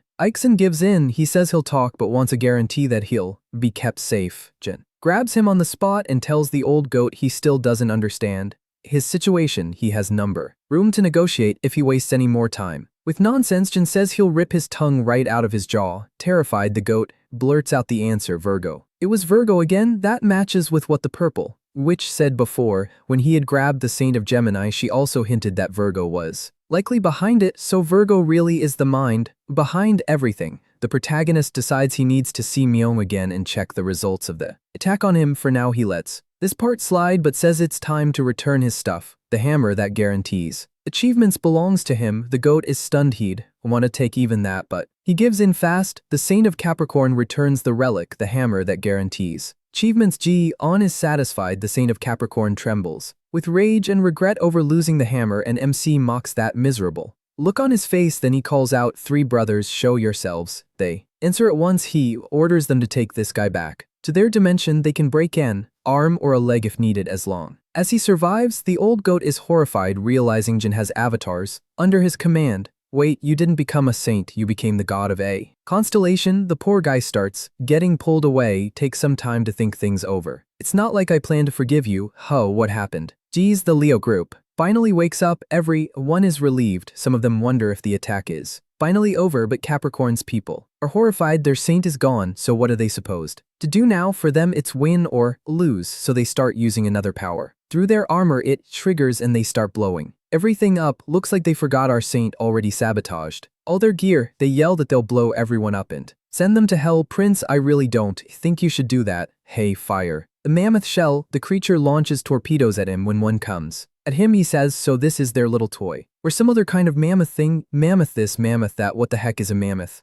The hammer of guaranteed victory relic. You can upgrade or change a target. That means it has conditions. Please choose a target. The target will be the mammoth. Our protagonist smashes the torpedo head on with his hammer, and a huge blast of lightning starts to burst out. Target successfully modified. The mammoth bomb has been turned into fireworks, and just like that, the bomb becomes fireworks. Thanks to him, the mammoth turned into fireworks. Damn it, but right then someone slams a paw on the ground and says, how dare you use us and then throw us away? What's going on now? They aim back to, we beasts are tough and hard to kill. If that stupid mammoth were still a bomb, maybe this would be different, but now it's just fireworks. They can't even scratch us. Wait, please. The guy turns and runs in panic. Meanwhile, Steven gets mad and says he can't let them escape. Do we have any weapon left? Give me something big, strong, easy to throw. Chin answers, why bother making you a weapon? Then he looks Steven over and grins like a devil. I've already got one. Hey, why are you looking at me like that? I've got a bad feeling about this. A second later, Steven starts flying through the air after On throws him. He hurls him at top speed straight at the others and gets a full strike as every one goes flying. Maybe I should take up bowling too. And he stares at Steven's foot for a moment before dropping the poor guy, already knocked out, onto the ground. Still, he keeps looking at whatever weird thing is on Steven's foot. Then he just lets it go and says, yeah, no, I'm not holding that. Let's not